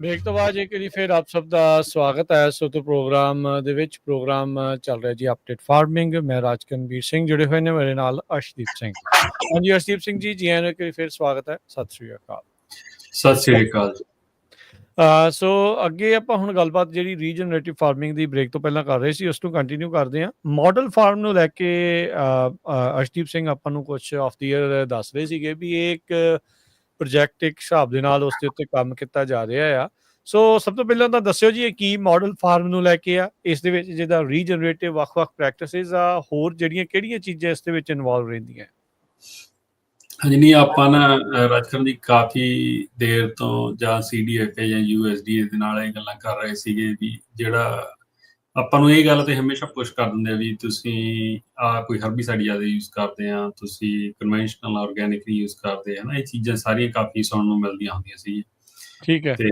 ਉਹਦੇ ਚੋਂ ਇੱਕ ਡਿਸਕਸ਼ਨ ਇਹ ਨਿਕਲੀ ਸੀ ਤੇ ਫਿਰ ਵੀ ਫਾਰਮ ਕਿਹੋ ਜਿਹਾ ਹੋਣਾ ਚਾਹੀਦਾ ਆਰਚਰਡ ਜਿਹੜਾ ਆਰਚਰਡਸ ਦੀ ਗੱਲ ਕਰਦੇ ਆ ਆਪਾਂ ਮੇਨਲੀ ਹਨਾ ਤੇ ਵੀ ਆਰਚਰਡ ਜਿਹੜਾ ਮਾਡਲ ਫਿਊਚਰ ਆਰਚਰਡ ਹੋਊਗਾ ਉਹ ਕਿਹੋ ਜਿਹਾ ਲੱਗੂਗਾ ਹਨਾ ਤੇ ਆਫ ਕੋਰਸ ਉਹਦੇ ਲਈ ਸਾਰੀਆਂ ਚੀਜ਼ਾਂ ਗਰੋਅਰ ਹੋਣ ਨਹੀਂ ਕਰ ਸਕਦਾ ਪਰ ਇਨੀਸ਼ੀਏਟਿਵ ਪੱਗ ਨੇ ਵਿੱਚ ਪੰਜਾਬੀ ਅਮਰੀਕਨ ਗਰੋਅਰਸ ਗਰੁੱਪ ਨੇ ਤੇ ਇੱਕ ਦੋ ਆਰਗੇਨਾਈਜੇਸ਼ਨਾਂ ਹੋਰ ਸੀ ਜਿਵੇਂ ਕੈਲਸਟਾਰਟ ਸੀ ਜਾਂ ਕੈਪ ਸੀ ਤੇ ਇਹਨਾਂ ਨੇ ਇਨੀਸ਼ੀਏਟਿਵ ਲਿਆ ਸੀਗਾ ਡਿਸਕਸ਼ਨ ਵੀ ਲੈਟਸ ਟਾਕ ਅਬਾਊਟ ਇਟ ਹਨਾ ਤੇ ਉਸ ਦੇ ਉੱਤੇ ਇਹ ਗੱਲ ਸ਼ੁਰੂ ਹੋਈ ਸੀ ਅੱਜ ਤੋਂ 1.5 ਸਾਲ ਪਹਿਲਾਂ ਕਰਨੀ ਜਿਹੜਾ UC ਕਰਨੀ ਸਟੇਸ਼ਨ ਆ ਉੱਥੇ ਇੱਕ ਗਰੋਅਰ 101 ਹੋਇਆ ਸੀਗਾ ਹਨਾ ਤੇ ਉਹਦੇ ਵਿੱਚ ਇਹ ਫੀਡਬੈਕ ਮੈਂ ਜਦੋਂ ਦਿੱਤੀ ਸੀਗੀ ਫਿਰ ਇਹ ਤੇ ਆਫਲਾਈਨ ਗੱਲ ਹੋਈ ਕਾਫੀ ਮੀਟਿੰਗਸ ਵਗੈਰਾ ਹੋਈਆਂ ਨੇ ਹੁਣ ਆਪਾਂ ਇਸ ਪੁਆਇੰਟ ਤੇ ਪਹੁੰਚਦੇ ਜਾਂਦੇ ਆ ਵੀ ਜਿੱਥੇ ਉਹ ਕਹਿੰਦੇ ਨੇ ਆਪਾਂ ਇੱਕ ਮਾਡਲ ਫਾਰਮ ਤਿਆਰ ਕਰਨ ਦਾ ਇੱਕ ਪ੍ਰੋਜੈਕਟ ਲਿਖੀਏ ਵੀ ਉਹ ਹੋਣਾ ਕਿਹੋ ਜਿਹਾ ਚਾਹੀਦਾ ਠੀਕ ਹੈ ਗਰੋਅਰ ਸਾਈਡ ਕਿੰਨੀਆਂ ਆਪਣੀਆਂ ਇਨਪੁਟਸ ਹੈਗੀਆਂ ਨੇ ਉਹਦੇ ਵਿੱਚ ਜਿਵੇਂ ਆਪਾਂ ਅੱਗੇ ਵੀ ਇੱਕ ਦੋ ਵਾਰ ਗੱਲ ਕੀਤੀ ਸੀਗੀ ਬਈ ਜਿਵੇਂ ਮੈਨੂੰ ਲੱਗਦਾ ਹੁੰਦਾ ਵੀ ਕਾਰਬਨ ਫਾਰਮਿੰਗ ਆ ਇਹ ਬਹੁਤ ਵੱਡੀ ਚੀਜ਼ ਹੋਣੀ ਆਉਣ ਵਾਲੇ ਸਮੇਂ ਦੇ ਵਿੱਚ ਹਨਾ ਵੀ ਉਹਦਾ ਰੀਜਨਰੇਟਿਵ ਉਹਦੇ ਨਾਲ ਚੱਲੂਗੀ ਰੀਜਨਰੇਟਿਵ ਹੈ ਤੇ ਉਸ ਦੇ ਵਿੱਚ ਜਿਹੜਾ ਕਿਵੇਂ ਕੀ ਕਰਨਾ ਪਊਗਾ ਸਾਨੂੰ ਉਸ ਸਟੇਜ ਤੇ ਜਾਣ ਲਈ ਹਨਾ ਆਪਾਂ ਇੱਕ ਸਪੈਸ਼ਲ ਪ੍ਰੋਗਰਾਮ ਕਾਰਬਨ ਫਾਰਮਿੰਗ ਤੇ ਕੀਤਾ ਜਿੱਥੇ ਆਪਾਂ ਕਿਹਾ ਸੀਗਾ ਵੀ ਤੁਹਾਡੇ ਕੋਲ ਕਾਰਬਨ ਪਲਾਨ ਹੋਣਾ ਚਾਹੀਦਾ ਹਨਾ ਤੇ ਉਹੋ ਜਿਹੀਆਂ ਚੀਜ਼ਾਂ ਉਹਦੇ ਵਿੱਚ ਕਾਰਬਨ ਪਲਾਨ ਬਣਾਉਣਾ ਦੇਖੋ ਆਉਂਦੀ ਹੈ $4-5,000 ਲੱਗ ਜਾਂਦਾ ਇੱਕ ਖੇਤ ਦਾ ਬਣਾਉਣ ਦਾ ਹਨਾ ਜੇ ਤੁਸੀਂ ਕਿਸੇ ਜਿਹੜਾ ਕੁਆਲੀਫਾਈਡ ਬੰਦਾ ਜਿਹਦੇ ਕੋਲ ਲਾਇਸੈਂਸ ਨੇ ਸਾਰੇ ਉਹ ਤੋਂ ਬਣਵਾਉਂਦੇ ਆ ਬਣਾ ਤਾਂ ਦੇਖੋ ਆਪਾਂ ਵੀ ਸਕਦੇ ਹਾਂ ਮੈਂ ਵੀ ਕਹਾਂ ਕਿਉਂਕਿ ਟੈਕਨੀਕਸ ਤਾਂ ਸਾਰੀਆਂ ਉਹੀ ਹੁੰਦੀਆਂ ਨੇ ਤੁਸੀਂ ਯੂਜ਼ ਕਰ ਲੈਂਦੇ ਕੈਲਕੂਲੇਸ਼ਨਸ ਕਰ ਲੈਂਦੇ ਆ ਹਨਾ ਐਜ਼ ਲੌਂਗ ਐਜ਼ ਤੁਸੀਂ ਡੇਟਾ ਨੂੰ ਕਰ ਸਕਦੇ ਮੈਨੀਪੂਲੇਟ ਜਾਂ ਰਿਵਿਊ ਤੇ ਪਰ ਜੇ ਆਪਾਂ ਸਰਟੀਫਾਈਡ ਬੰਦੇ ਤੋਂ ਕਰਾਉਣਾ ਤਾਂ $4-5,000 ਦਾ ਖਰਚਾ ਆ ਜਾਂਦਾ ਉਹਦਾ ਹਨਾ ਠੀਕ ਹੈ ਆਪਾਂ ਇੱਕ ਦੋ ਫਾਰਮਸ ਆ ਬਣਾਇਆ ਹਨਾ ਇੱਕ ਦੋ ਗਰੋਅਰਸ ਨੂੰ ਕਿਹਾ ਮੈਂ ਆਪਦੇ ਤੇ ਕੀ ਵੈਲਿਡ ਉਹੀ ਹੁੰਦਾ ਵੀ ਜਿਹੜਾ ਸਰਟੀਫਾਈਡ ਤੋਂ ਕਰਾਇਆ ਹੈ ਜਾਂ ਜੇ ਮੈਂ ਬਣਾਵਾਂ ਜਾਂ ਤੁਸੀਂ ਬਣਾਓ ਆਪ ਬਣਾਓ ਤਾਂ ਵੀ ਉਹ ਜਾਇਜ਼ ਹੀ ਆ ਨਹੀਂ ਦੇਖੋ ਜੇ ਤਾਂ ਗਰੋਅਰ ਨੂੰ ਸਾਰੀ ਨੌਲੇਜ ਹੈਗੀ ਫਿਰ ਤਾਂ ਉਹ ਆਪ ਬਣਾ ਸਕਦਾ ਬਟ ਉਹ ਸਰਟੀਫਾਈਡ ਪਲਾਨ ਨਹੀਂ ਹੋਊਗਾ ਹਨਾ ਨਹੀਂ ਇਹ ਸਰਟੀਫਾਈਡ ਕਰਾ ਕੇ ਕੋਈ ਆਪਾਂ ਨੂੰ ਸਰਕਾਰ ਕਰਨੀ ਉਹ ਫਾਇਦਾ ਵੀ ਹੈ ਨਹੀਂ ਹਜੇ ਦੇਖੋ ਹਜੇ ਤਾਂ ਕੁਝ ਨਹੀਂ ਹੈਗਾ ਹਜੇ ਕੋਈ ਫਾਇਦਾ ਨਹੀਂ ਠੀਕ ਹੈ ਉਹੀ ਗੱਲ ਤਾਂ ਹੀ ਤਾਂ ਕਰਾਉਂਦੇ ਨਹੀਂਗੇ ਆਪਾਂ ਤਾਂ ਹੀ ਆਪਾਂ ਆਪਣੇ ਗਰੋਅਰਸ ਨੂੰ ਕਹਿੰਦੇ ਵੀ ਨਹੀਂ ਪਰ ਆਪਾਂ ਇਹ ਕਹਿੰਦੇ ਆ ਵੀ ਜਦੋਂ ਕਿਸੇ ਪ੍ਰੋਗਰਾਮ ਦੇ ਵਿੱਚ ਜਿਵੇਂ ਹੈਲਥੀ ਸੋਇਲ ਚ ਆ ਜਾਂਦਾ ਉੱਥੇ ਤੁਹਾਡੇ ਕੋਲ ਥੋੜੀ ਜਿਹਾ ਰੂਮ ਹੁੰਦਾ ਉੱਥੇ ਤੁਸੀਂ ਆਪਦਾ ਘੱਟੋ ਘੱਟ ਜਿਹੜਾ ਬੇਸਿਕ ਪਲਾਨ ਆ ਕਵਰ ਕ੍ਰੌਪ ਹੈਲਥੀ ਸੋਇਲ ਦਾ ਕੰਪੋਸਟ ਦਾ ਉੱਥੇ ਤੁਸੀਂ ਦੇਖ ਸਕਦੇ ਹੋ ਵੀ ਕਿੰਨੀ ਕਿ ਕਾਰਬਨ ਸੀਕੁਐਸਟਰਿੰਗ ਤੁਸੀਂ ਕਰ ਰਹੇ ਆ ਹਨਾ ਪਰ ਉਹੀ ਗੱਲ ਆ ਜਾਂਦੀ ਵੀ ਆਮ ਗਰੋਅਰ ਨੂੰ ਇੰਨੀਆਂ ਚੀਜ਼ਾਂ ਫਿਗਰ ਆਊਟ ਕਰਨ ਨੂੰ ਕਾਫੀ ਵੱਡਾ ਇੰਪੋਸੀਬਲ ਚੈਲੰਜ ਹੋ ਜਾਂਦਾ ਹਨਾ ਪਰ ਆਪਾਂ ਉਹਦੇ ਲਈ ਦੇਖੋ ਇਨੀਸ਼ੀਏਟਿਵ ਇਹੀ ਲਿਆ ਵੀ 2-3 ਖੇਤਾਂ ਦਾ ਆਪਾਂ ਆਪਦੇ ਪੱਲਿਓਂ ਪੈਸੇ ਪਾ ਕੇ ਤੇ ਉਹਨਾਂ ਦਾ ਕਰਵਾਇਆ ਹਨਾ ਜਿਹੜਾ ਕਾਰਬਨ ਪਲਾਨ ਬਣਾਇਆ ਤੇ ਉਹ 'ਚ ਦੇਖਿਆ ਵੀ ਉਹ ਵੀ ਬੜਾ ਬੇਸਿਕ ਜਿਹਾ ਰਾਜਕਰਨ ਦੀ ਬਣਾਇਆ ਉਹਨਾਂ ਨੇ ਜਿਹੜਾ ਮੇਰੀ ਉਹਨਾਂ ਨੂੰ ਫੀਡਬੈਕ ਇਹੀ ਸੀਗੀ ਜਿਹਨੇ ਬਣਾ ਕੇ ਦਿੱਤਾ ਬੰਦੇ ਨੇ ਮੈਂ ਕਿਹਾ ਵੀ ਇਹ ਤਾਂ ਬਹੁਤ ਜ਼ਿਆਦਾ ਬੇਸਿਕ ਆ ਵੀ ਮੈਂ ਤਾਂ ਐਕਸਪੈਕਟ ਕਰਦਾ ਸੀਗਾ ਵੀ ਤੂੰ ਬਹੁਤ ਮਤਲਬ ਡਿਟੇਲ 'ਚ ਲਿਖੇਗਾ ਜਿੰਨੀਆਂ ਵੀ ਇਨਪੁਟ ਖੇਤ ਜਾਂਦੀਆਂ ਨੇ ਜਿੰਨੀਆਂ ਆਊਟਪੁੱਟ ਜਾਂਦੀਆਂ ਨੇ ਕੀ ਉਹਨਾਂ ਦਾ ਕਾਰਬਨ ਫੁੱਟਪ੍ਰਿੰਟ ਆ ਹਰੇਕ ਡਿਟੇਲ ਲਿਖੇਗਾ ਤੂੰ ਤਾਂ ਸਿਰਫ ਉਹ ਲਿਖਤੀ ਵੀ ਜਿਹੜੀਆਂ ਮੇਰੀਆਂ ਮੇਨ ਫਰਟੀਲਾਈਜ਼ਰ ਜਿਵੇਂ ਜਾਂਦੇ ਸੀਗਾ ਕੰਪੋਸਟ ਕਵਰ ਕ੍ਰੌਪ ਮੈਂ ਕੋਈ ਉਹ 'ਚ ਆਪਾਂ ਕਰਦੇ ਸੀਗੇ ਗੱਲ ਬਾਇਓਚਾਰ ਦੀ ਹਨਾ ਵੀ ਇਹ ਚੀਜ਼ਾਂ ਪਾਈਆਂ ਨੇ ਤੇ ਉਹ ਤਾਂ ਮੈਂ ਵੀ ਕੈਲਕੂਲੇਟ ਕਰ ਸਕਦਾ ਐਕਸਲ ਫਾਈਲ ਤੇ ਜੀ ਕਰਨਾ ਹੋਵੇ ਨਾ ਜਿਵੇਂ ਆਪਾਂ ਕਹਿੰਦੇ ਵੀ ਅਨਅਫੀਸ਼ੀਅਲ ਤੇ ਪਰ ਇਹੀ ਆਪਾਂ ਉਹਨਾਂ ਨੂੰ ਚੀਜ਼ਾਂ ਜਿਹੜੀ ਮਾਡਲ ਫਾਰਮ ਦੇ ਵਿੱਚ ਇਹੀ ਕਿਹਾ ਸੀਗਾ ਵੀ ਇੱਕ ਇਹੋ ਜਿਹਾ ਫਾਰਮ ਹੋਵੇ ਜਿਹੜਾ carbon neutral, carbon neutral overall neutral ਹੋਵੇ, ਇਕੱਲਾ ਹੀ ਨਹੀਂਗਾ ਵੀ ਆਪਾਂ 2-3 ਚੀਜ਼ਾਂ ਕਰ ਲਈਆਂ, ਹਰੇਕ ਇਨਪੁਟ ਆਊਟਪੁੱਟ ਉਹਦੀ ਮੋਨੀਟਰ ਹੋਵੇ।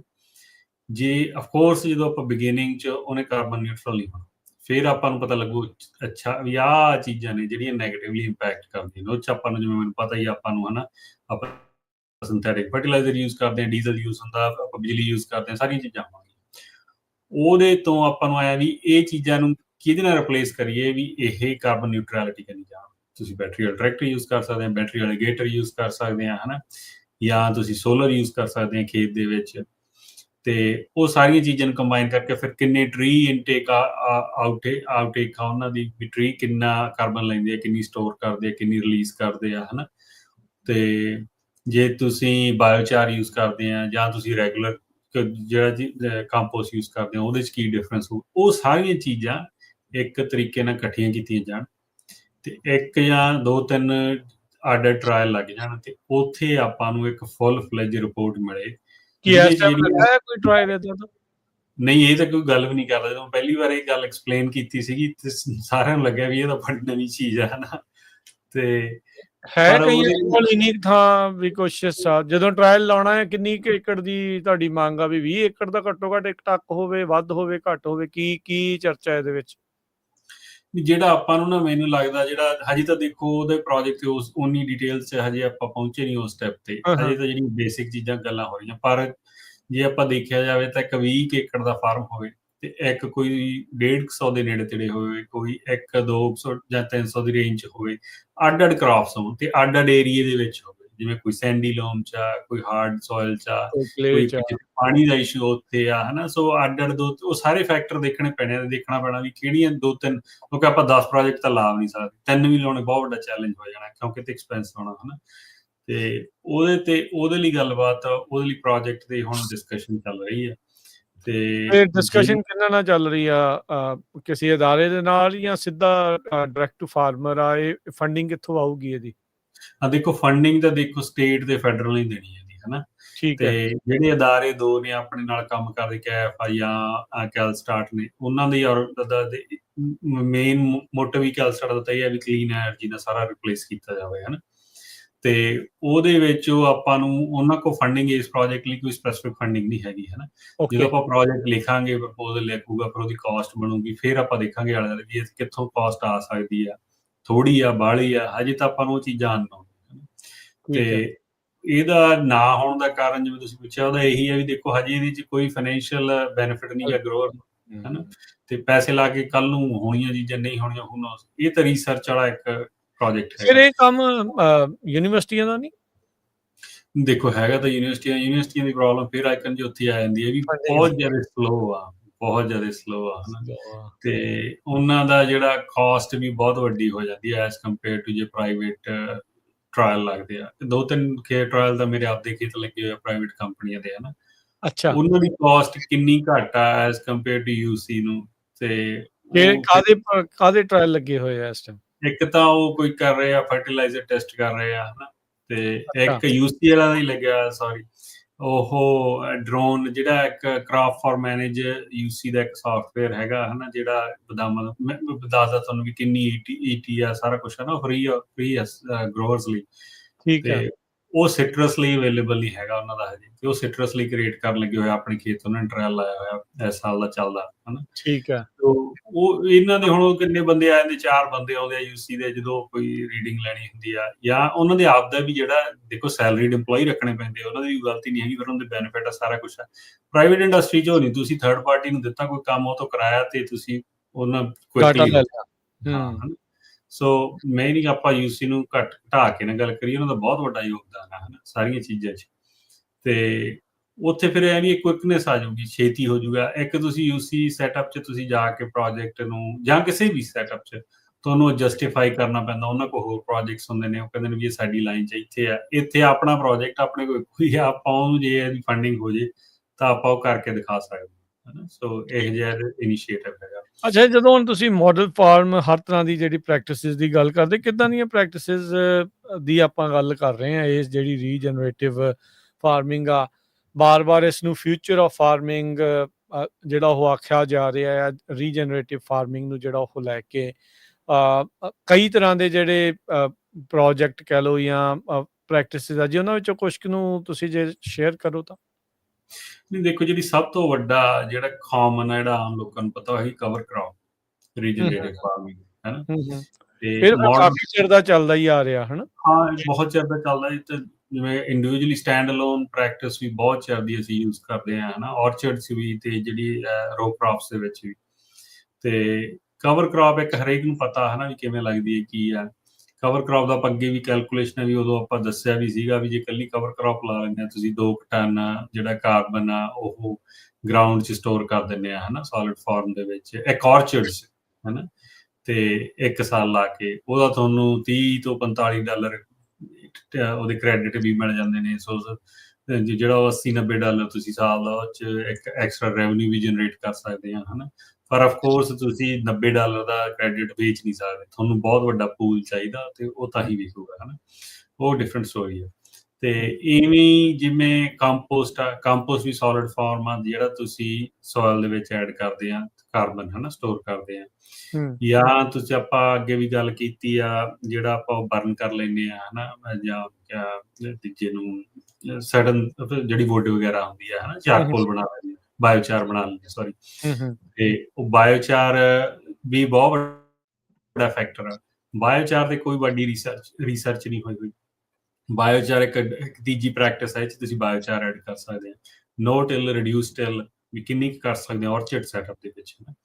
ਤੇ ਕੀ ਰੈਕਮੈਂਡੇਸ਼ਨ ਹੋਣੀਆਂ ਚਾਹੀਦੀਆਂ ਨੇ। ਜੇ ਮਾਡਲ ਫਾਰਮ ਹੋਊਗਾ ਤੁਸੀਂ ਕਰਕੇ ਦਿਖਾ ਸਕਦੇ ਆ, ਤੁਸੀਂ ਕਰਕੇ ਦਿਖਾ ਸਕਦੇ ਹੋ ਦੇਖੋ ਇਹਦਾ ਕੋਈ ਇੰਪੈਕਟ ਨਹੀਂ ਗਾ ਪ੍ਰੋਡਕਸ਼ਨ ਤੇ। ਇਨਫੈਕਟ ਪ੍ਰੋਡਕਸ਼ਨ ਬੈਟਰ ਆ ਜਾਂ ਘੱਟ ਆ, ਉਹ ਡੇਟਾ ਦੱਸੂਗਾ ਆਪਾਂ ਨੂੰ ਕਿਹੋ ਜਿਹੀ ਹੋਊਗੀ ਹਨਾ। ਤੇ ਲਾਈਵ ਸਟਾਕ ਰੱਖ ਸਕਦੇ ਹੋ ਤੁਸੀਂ ਉਹਦੇ ਵਿੱਚ ਗ੍ਰੇਜ਼ਿੰਗ ਲਈ ਹਨਾ, ਤੇ ਉਹਨੂੰ ਕਿਵੇਂ ਮੈਨੇਜ ਕਰਨਾ। ਕੈਲੀਫੋਰਨੀਆ ਦੇ ਵਿੱਚ ਇਦਾਂ ਦੀ ਜਿਹੜੀ ਰੀਜਨਰੇਟਿਵ ਫਾਰਮਿੰਗ ਦੀ ਕਹਿ ਸਕਦੇ ਵੀ ਇਹ ਮੂਵਮੈਂਟ ਇਸ ਟਾਈਮ ਚੱਲ ਰਹੀ ਹੈ। ਕਈ ਏਰੀਆ ਦੇ ਵਿੱਚ ਤਾਂ ਕਾਫੀ ਜ਼ਿਆਦਾ ਇਹਦੇ ਤਾਂ ਹੈਗਾ ਹਨਾ। ਜੇ ਆਪਾਂ ਸੈਂਟਰਲ ਕੋਸਟ ਤੇ ਚਲੇ ਜਾਈਏ ਤਾਂ ਉੱਥੇ ਬਹੁਤ ਵੱਡਾ ਪੁਸ਼ ਆ, ਆਪਾਂ ਨੂੰ ਆਮ ਹੀ ਨਿਊਜ਼ ਦੇ ਵਿੱਚ ਮਿਲ ਜਾਂਦਾ ਵੀ ਉੱਥੇ ਕੋਈ ਪ੍ਰੋਟੈਸਟ ਹੋ ਰਿਹਾ ਹਨਾ। ਤੇ ਕਿਉਂਕਿ ਉੱਥੇ ਆਰਗੈਨਿਕ ਫਾਰਮਿੰਗ, ਰੀਜਨਰੇਟਿਵ ਫਾਰਮਿੰਗ ਇਹਦੇ ਤੇ ਕਾਫੀ ਜ਼ੋਰ ਦਿੱਤਾ ਜਾਂਦਾ। ਜਦੋਂ ਆਪਾਂ ਵੈਲੀ 'ਚ ਆ ਜਾਂਦੇ ਹਾਂ, ਇੱਥੇ ਕਨਵੈਨਸ਼ਨਲ ਫਾਰਮਿੰਗ ਜ਼ਿਆਦਾ ਹੁੰਦੀ ਕਰਕੇ ਆਪਾਂ ਨੂੰ ਲੱਗਦਾ ਨਹੀਂ ਗਾ ਹਨਾ।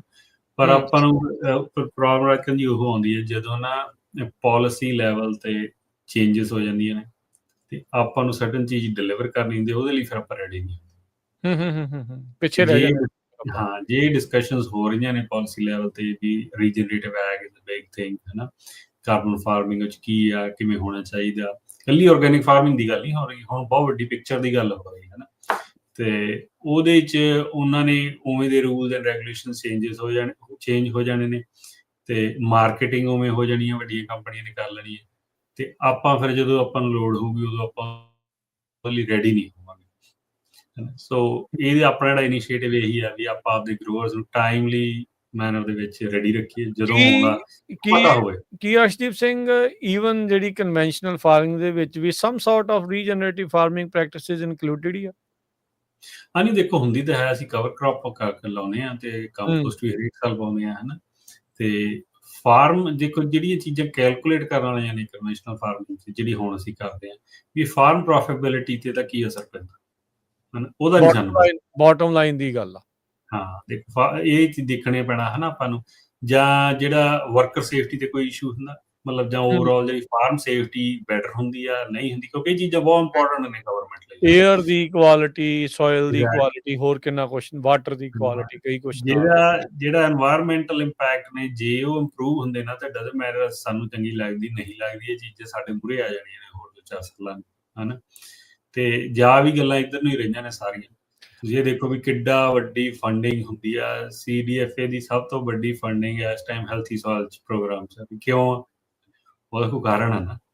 ਆਪਾਂ ਨੂੰ ਲੱਗਦਾ ਵੀ ਨਹੀਂ ਹਾਂ, ਕਿਉਂਕਿ ਉਹ ਆਲਰੇਡੀ ਇਹ ਚੀਜ਼ਾਂ ਹੋ ਰਹੀਆਂ ਨੇ। ਕਵਰ ਕ੍ਰੌਪ, ਕੰਪੋ, ਜਿੰਨੀਆਂ ਵੀ ਹੈਲਥੀ ਸੋਇਲ ਦੀਆਂ ਪ੍ਰੈਕਟਿਸਿਸ ਨੇ ਸਾਰੀਆਂ ਰੀਜਨਰੇਟਿਵ ਐਗ ਦਾ ਪਾਰਟ ਨੇ, ਜਿੰਨੀਆਂ 8-10 'ਚ ਹੈਗੀਆਂ ਨੇ ਹੁਣ ਹਨਾ। ਤੇ ਆਪਾਂ ਹੁਣ ਗੱਲ ਕਰਦੇ ਹਾਂ, ਇੰਡਸਟਰੀ ਕਹਿ ਰਹੀ ਹੈ ਵੀ ਹੋਰ ਵੀ 15-20 ਚੀਜ਼ਾਂ ਤੁਸੀਂ ਐਡ ਕਰ ਸਕਦੇ ਹੋ। ਹੌਲੀ-ਹੌਲੀ ਉਹ ਵੀ ਹੈ। ਬਾਇਓਚਾਰ ਆ ਜੀ, ਬਾਇਓਚਾਰ ਹੁਣ ਹੈਲਥੀ ਸੋਇਲ ਪ੍ਰੋਗਰਾਮ ਦਾ ਪਰ ਉਹ ਪਾਰਟ ਤਾਂ ਨਹੀਂ ਅੱਗ ਕੀਤਾ। ਲਾਉਂਦੇ ਆ, ਨਾਲੇ ਅੱਗ ਲਾ ਕੇ ਕੱਢਦੇ ਆ, ਤੇ ਜਦੋਂ ਅੱਗ ਲਾਉਂਦੇ ਉਦੋਂ ਤਾਂ ਕਾਰਬਨ ਰਿਲੀਜ਼ ਬਹੁਤ ਹੁੰਦੀ ਹੈ। ਨਹੀਂ, ਉਹ ਜਿਹੜੀ ਅੱਗ ਲਾਉਂਦੇ ਰਾਜਕਰ ਜੀ, ਉਹ ਦੂਜੀ ਨਹੀਂ ਨਾ, ਬਰਨ ਨਹੀਂ ਨਾ ਕਰਦੇ, ਕਿ ਉਹ ਹਾਈ ਟੈਂਪਰੇਚਰ ਤੇ ਉਹ ਕਰਦੇ ਆ ਉਹਨੂੰ ਮੈਨੇਜ, ਉਦੋਂ ਬਾਅਦ ਬਿਜਲੀ ਵੀ ਬਣਾ ਲੈਂਦੇ, ਉਹ ਬੜਾ ਕੰਪਲੀਕੇਟਡ ਜਿਹਾ ਪ੍ਰੋਸੈਸ ਆ, ਪਰ ਉਹ ਕਲੀਨ ਹਾਂ, ਐਨਰਜੀ ਇਨੀਸ਼ੀਏਟਿਵ ਆ ਅੱਛਾ। ਉਹ, ਹਨਾ। ਇਵੈਂਚੁਅਲੀ ਨੈਟ ਕਾਰਬਨ ਮਤਲਬ ਉਹਦੇ ਵਿੱਚ ਜ਼ੀਰੋ ਕਾਰਬਨ ਵਾਲੇ ਪਾਸੇ ਨੂੰ ਇਹ ਆ ਕੰਮ ਹੈ। ਹਾਂ, ਸੋ ਉਹਦਾ ਜੇ ਆਪਾਂ ਗੱਲ ਕਰਦੀ ਸੀ ਨਾ ਕਾਰਬਨ ਨਿਊਟਰੈਲਿਟੀ ਦੀ, ਫਿਰ ਉਹ ਹੂੰ, ਕਾਰਬਨ ਉਹ ਦੂਜੇ ਪਾਸੇ ਨੂੰ ਪੋਜ਼ਿਟਿਵਲੀ ਇੰਪੈਕਟ ਕਰ ਰਿਹਾ ਤੇ ਹੂੰ, ਓਵਰਆਲ ਚੀਜ਼ ਦਾ। ਸਗੋਂ ਜੇ ਤੁਸੀਂ ਬਾਇਓਚਾਰ ਬਣਾਉਂਦੇ ਆ, ਤੁਸੀਂ ਇੱਕ ਔਰਚਰਡ ਸ਼੍ਰੈਡ ਕਰਦੇ ਆ ਇਸ ਟਾਈਮ, ਹੂੰ, ਤਾਂ ਹੂੰ, ਤੁਹਾਨੂੰ $1500 ਏਕੜ ਦਾ ਮਿਲ ਜਾਂਦਾ ਔਰਚਰਡ ਰੀਸਾਈਕਲਿੰਗ ਦੇ। ਪਰ ਜੇ ਤੁਸੀਂ ਨਾਰਮਲ ਸ਼੍ਰੈਡ ਕਰਕੇ ਸੁੱਟਦੇ ਹੋ ਤਾਂ $1000 ਆ। ਤੁਸੀਂ ਦੇਖੋ ਕਿੰਨਾ ਵੱਡਾ ਡਿਫਰੈਂਸ ਆ। ਆਪਾਂ ਕਹਿੰਦੇ ਵੀ ਹਾਂ ਡਿਫਰੈਂਸ ਆ, ਹਨਾ, ਪਰ ਇਹ ਡਿਫਰੈਂਸ ਐਵੇਂ ਹੀ ਨਹੀਂ ਗਾ, ਇਹ ਪਾਲਿਸੀ ਨੇ ਕਿਸੇ ਨੇ ਡਰਿਵਨ ਕੀਤਾ। ਉਹਨਾਂ ਨੂੰ ਪਹਿਲਾਂ ਪਤਾ ਸੀਗਾ ਵੀ ਇਹ ਚੀਜ਼ਾਂ ਲੈ ਕੇ ਆਉਣੀਆਂ ਨੇ, ਤਾਂ ਹੀ ਉਹਦੇ ਪੈਸੇ ਜਾ ਰਹੇ ਆ। ਅੱਛਾ, ਜਦੋਂ ਕਈ ਮਹੀਨੇ ਪਹਿਲੇ ਜਦੋਂ ਤੁਸੀਂ ਦੱਸ ਰਹੇ ਸੀਗੇ ਵੀ ਪੱਗ ਵੱਲੋਂ ਤੁਹਾਨੂੰ ਜਿਹੜਾ ਉਹ ਮੌਕਾ ਮਿਲਿਆ, ਜਿਹੜੀ ਇਸ ਸਾਲ ਦੇ ਜਦੋਂ ਬਜਟ ਦੀ ਚਰਚਾ ਸ਼ੁਰੂ ਹੋਈ ਸੀਗੀ, ਕੀ ਉਹ ਬਜਟ ਦੀ ਕਨਵਰਸੇਸ਼ਨ ਦੇ ਵਿੱਚ ਅਜੇ ਵੀ ਪੱਗ ਇਨਵੋਲਵ ਆ? ਤੁਸੀਂ ਉਹਨਾਂ ਮੀਟਿੰਗਸ ਦੇ ਵਿੱਚ ਗਏ ਆ, ਤੇ ਜੇ ਗਏ ਆ ਤਾਂ ਕੀ ਉੱਥੇ ਰੀਜਨਰੇਟਿਵ ਫਾਰਮਿੰਗ ਜਾਂ ਇਦਾਂ ਦੀਆਂ ਪ੍ਰੈਕਟਿਸਿਸ ਦੇ ਲਈ ਕਿੰਨੀ ਕੁ ਮਨੀ ਆਪਾਂ ਦੇਖ ਰਹੇ ਹਾਂ? ਦੇਖੋ, ਐਜ਼ ਸਟੈਂਡ ਅਲੋਨ ਜਿਹੜੇ ਬਜਟਸ ਦੇ ਵਿੱਚ ਹਜੇ ਰੀਜਨਰੇਟਿਵ ਹੈ ਜਾਂ ਇਹੋ ਜਿਹੇ ਇਨੀਸ਼ੀਏਟਿਵ ਦੀ ਗੱਲ ਨਹੀਂ ਹੁੰਦੀ, ਕਿਉਂਕਿ ਕਲੀਅਰਲੀ ਡਿਫਾਈਨ ਨਹੀਂ ਹੈ, ਹਨਾ। ਹੂੰ, ਬਟ ਉਹਦੇ ਵਿੱਚ ਹੈਲਥੀ ਸੋਇਲ ਜਾਂ ਉਹ CDFA ਦੀ ਫੰਡਿੰਗ ਕੀ ਹੋਣੀ ਚਾਹੀਦੀ ਹੈ, ਬਿਗ ਪਿਕਚਰ ਦੇਖੀਏ, ਹਨਾ, ਵੀ ਕਿੰਨੀ ਹੂੰ, ਹੋਣੀ ਚਾਹੀਦੀ ਹੈ, ਵਧਾਉਣ ਦੀ ਲੋੜ ਹੈ, ਘਟਾਉਣ ਦੀ ਲੋੜ ਆ, ਉਹੋ ਜਿਹੀਆਂ ਗੱਲਾਂ ਹੁੰਦੀਆਂ ਨੇ, ਹਨਾ। ਕੀ ਉਹ ਵੱਧ ਬਜਟ ਰਹੀ? ਦੇ ਵਿੱਚ ਹਾਂ, ਵੱਧ ਰਹੀ, ਬਿਲਕੁਲ ਵੱਧ ਰਹੀ ਹੈ।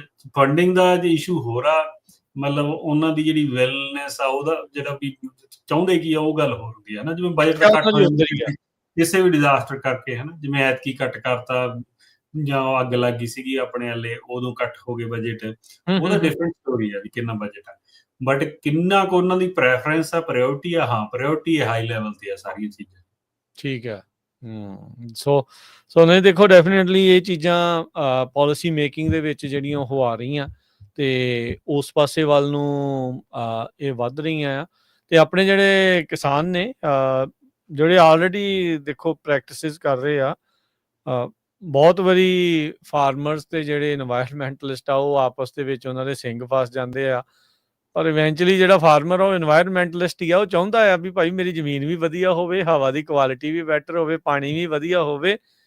ਉਹਨੂੰ ਉਹਨੇ ਹੁਣ ਘਰ-ਬਾਰ ਵੀ ਚਲਾਉਣਾ ਆ, ਉਹਨੇ ਪਰਿਵਾਰ ਵੀ ਚਲਾਉਣਾ ਆ, ਕਿੰਨੇ ਲੋਕਾਂ ਦੇ ਲਈ ਉਹਨੇ ਰੁਜ਼ਗਾਰ ਵੀ ਨਾਲ ਪੈਦਾ ਕਰਨਾ ਆ। ਸੋ ਉਹਨੂੰ ਉਹ ਬੋਟਮ ਲਾਈਨ ਵੀ ਜਿਹੜੀ ਦੀਦੀ ਭਾਈ ਕਰੇ ਕੀ, ਫਿਰ ਉਹ ਫਸ ਜਾਂਦਾ ਆ ਵਿਚਾਲੇ।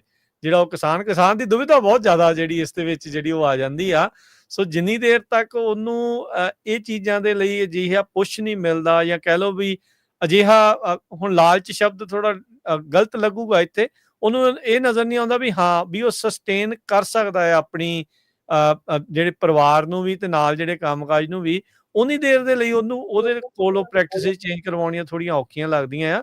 ਸੋ ਆਈ ਥਿੰਕ ਸਟੇਟ ਨੂੰ ਬਜਟ, ਜਿਹੜੇ ਪਾਲਿਸੀ ਮੇਕਰ, ਲਾ ਮੇਕਰਸ, ਉਹਨਾਂ ਨੂੰ ਇੱਧਰ ਨੂੰ ਥੋੜਾ ਧਿਆਨ ਜਿਹੜਾ ਉਹ ਜ਼ਿਆਦਾ ਸੋਚਣ ਦੀ ਜਿਹੜੀ ਉਹ ਨਾਲ ਦੇ ਨਾਲ ਜ਼ਰੂਰਤ ਹੈ, ਰਾਦਰ ਦੈਨ ਵੀ ਪਾਲਿਸੀ ਬਣਾ ਕੇ ਇਹਨਾਂ ਦੇ ਸਿਰ ਦੇ ਉੱਤੇ ਸਿੱਟੀ ਜਾਓ ਵੀ ਆਹ ਵੀ ਕਰ, ਆਹ ਵੀ ਕਰ, ਆਹ ਵੀ ਕਰ। ਉਹ ਥੋੜਾ ਔਖਾ ਉਹਨਾਂ ਦੇ ਲਈ ਲੱਗਦਾ ਹੈ। ਹਾਂਜੀ, ਨਹੀਂ, ਜਿਹੜੀ ਗੱਲ ਤੁਸੀਂ ਕੀ ਆ, ਆਈ ਥਿੰਕ ਜਮਾਂ ਠੀਕ ਆ। ਉਹਨੂੰ ਆਪਾਂ ਲਾਲਚ ਜੇ ਨਹੀਂ ਕਹਿੰਦੇ, ਆਪਾਂ ਕਹਿੰਦੇ ਹਾਂ ਫਾਰਮ ਪ੍ਰੋਫਿਟੇਬਿਲਿਟੀ। ਜੇ ਉਹ ਵੱਧਦੀ ਆ ਤਾਂ ਹਰੇਕ ਬੰਦਾ ਉਹਦੇ ਲਈ ਇੰਟਰਸਟਡ ਹੀ ਹੋਊਗਾ, ਹਨਾ। ਤੇ ਦੂਜੀ ਗੱਲ ਜਿਹੜੀ ਤੁਸੀਂ ਕਹਿ ਰਹੇ ਆ ਵੀ, ਜਿਵੇਂ ਮੈਂ ਤੁਹਾਨੂੰ ਇੱਕ ਐਗਜ਼ਾਮਪਲ ਦਿੰਦਾ ਵੀ, ਇਸ ਜਿਹੜੀਆਂ ਪ੍ਰੈਕਟਿਸਿਸ ਨੇ 25-30 ਹੁਣ ਇਹਨਾਂ ਨੇ ਕੀਤੀਆਂ ਨੇ, ਉਹਦੇ ਵਿੱਚ ਇੱਕ ਪ੍ਰੈਕਟਿਸ ਹਿਊਮਨ ਰਾਈਟਸ ਲਿਖਿਆ ਹੋਇਆ। Can you imagine? ਅੱਛਾ। ਹਿਊਮਨ ਰਾਈਟਸ ਕਹਿੰਦੇ ਵੀ ਜੇ ਆਪਾਂ ਰੀਜਨਰੇਟਿਵ ਐਗ ਕਰਦੇ ਆ ਤਾਂ ਉਹਦੇ ਨਾਲ ਬੈਟਰ ਹੁੰਦਾ, ਕਿਉਂਕਿ ਆਪਾਂ ਬੈਟਰ ਇਨਵਾਇਰਨਮੈਂਟ ਦਿੰਦੇ ਆ, ਕੋਈ ਉਹ ਚੀਜ਼ਾਂ ਨਹੀਂ ਹਵਾ ਐਡ ਪਾਣੀ ਕਰਦੇ। ਸ਼ੁੱਧ ਹੁੰਦਾ ਆ, ਹਨਾ, ਵੀ ਵਾਤਾਵਰਨ ਸਾਫ਼ ਤੋ ਹੁੰਦਾ ਹੈ। ਆਪਾਂ ਜਿਹੜਾ ਫਾਰਮਰ ਆ, ਉਹ ਚੀਜ਼ਾਂ ਨੂੰ ਹੋਰ ਤਰ੍ਹਾਂ ਦੇਖਦਾ। ਉਹ ਕਹਿੰਦਾ ਵੀ ਬੀਜਿਆ ਕਵਰ ਕ੍ਰੌਪ ਬਿਜਲੀ ਵੀ ਹੋ ਗਿਆ, ਹਨਾ, ਰੀਜਨਰੇਟਿਵ। ਤਾਂ ਹੀ ਜਿਹੜਾ ਰੀਜਨਰੇਟਿਵ ਐਗ ਦਾ ਡਿਵੈਲਪ ਆ, ਹੁਣ ਉਹ ਕਾਫੀ ਵੱਡਾ ਹੋ ਚੁੱਕਿਆ, ਹਨਾ। ਆਪਾਂ ਕੋਸ਼ਿਸ਼ ਕਰਾਂਗੇ ਵੀ ਇਹ ਤੇ ਵੀ ਜਿਹੜਾ ਕੋਈ ਨਾ ਕੋਈ, ਜਾਣੀ ਕਿ ਕਿਸੇ ਨਾ ਕਿਸੇ ਆਰਗੇਨਾਈਜੇਸ਼ਨ ਨੂੰ ਕਨਵਿੰਸ ਕਰੀਏ ਵੀ ਤੁਸੀਂ ਜਿਹੜੀ ਰੀਜਨਰੇਟਿਵ ਐਗ ਤੇ ਵੀ ਪੱਗ ਨਾਲ ਕੰਮ ਕਰੋ, ਹਨਾ, ਜਾਂ ਔਰਚਰਡ ਸੈਟਅਪ 'ਚ ਕਰੋ, ਕਿਉਂਕਿ ਕੋਈ ਕੰਮ ਨਹੀਂ ਹੋਇਆ। ਜਿਹੜੀਆਂ ਗੱਲਾਂ ਆਪਾਂ ਕਰਦੇ ਹਾਂ, ਵੈਸੇ ਉਹ ਕਹਿੰਦਾ ਆਪਦੀ ਵਡਿਆਈ ਨਹੀਂ ਕਰਨੀ ਚਾਹੀਦੀ ਆਰਗੇਨਾਈਜੇਸ਼ਨ ਦੀ, ਬਟ ਇਹ ਆ ਵੀ ਆਪਾਂ ਬਹੁਤ ਸਾਰੀਆਂ ਗੱਲਾਂ ਇਹੋ ਜਿਹੀਆਂ ਕਰਦੇ ਹਾਂ ਜਿਹੜੀਆਂ ਨਾ, ਜਦੋਂ ਕੋਈ ਵੀ ਨਹੀਂ ਬੰਦਾ ਉਹ ਗੱਲ ਕਰ ਰਿਹਾ, ਜਦੋਂ ਆਪਾਂ ਜਾ ਕੇ ਉੱਥੇ ਕਰਦੇ ਹਾਂ ਤਾਂ ਪਹਿਲਾਂ ਜਿਹੜਾ ਉਹ ਕਹਿੰਦਾ ਹੁੰਦਾ ਵਾਓ ਫੈਕਟਰ ਆਉਂਦਾ ਵੀ ਅੱਛਾ ਹਾਂ, ਇਹ ਤਾਂ ਗੱਲ ਸੋਚੀ ਨਹੀਂ ਵੀ ਐਂ ਵੀ ਹੋ ਸਕਦਾ, ਹਨਾ। ਤੇ ਉਹ ਇਹ ਉਹਨਾਂ ਦਾ ਪਾਰਟ ਆ, ਹਨਾ। ਤੇ ਬਾਕੀ ਹੁੰਦਾ ਵੀ ਜਿੰਨਾ ਆਪਣੀ ਫਿਊਚਰ ਦੀ ਜ਼ਿਆਦਾ ਤਿਆਰੀ ਹੋਊਗੀ, ਉਨੀ ਆਪਾਂ ਜ਼ਿਆਦਾ ਸਟੇਬਲ ਹੋਵਾਂਗੇ। ਤੇ ਜੇ ਆਪਾਂ ਅੱਗੇ ਵਾਂਗੂ ਕੀਤਾ ਜਿਵੇਂ ਸਿਗਮਾ 'ਚ ਹੋਈ ਆ ਆਪਣੇ ਨਾਲ, ਫਿਰ ਆਪਾਂ ਉਹੀ ਸਿਚੁਏਸ਼ਨ 'ਚ ਹੋਵਾਂਗੇ ਜਿਹੜੀ ਅੱਜ ਹੈਗੀ ਹੈ ਸਿਗਮਾ ਵਾਲੀ ਆਪਣੇ। ਅਰਸ਼ਦੀਪ ਸਿੰਘ ਬਹੁਤ-ਬਹੁਤ ਧੰਨਵਾਦ, ਬੜੀ ਮਿਹਰਬਾਨੀ। ਪ੍ਰੋਗਰਾਮ ਦਾ ਸਮਾਂ ਜਿਹੜਾ ਹੁਣ ਇੱਥੇ ਹੀ ਸਮਾਪਤ ਆ। ਮਿਲਦੇ ਹਾਂ ਫਿਰ ਅਗਲੀ ਵਾਰੀ। ਮਿਹਰਬਾਨੀ, ਧੰਨਵਾਦ, ਸਤਿ ਸ੍ਰੀ ਅਕਾਲ ਜੀ। ਸਤਿ ਸ਼੍ਰੀ ਅਕਾਲ ਜੀ।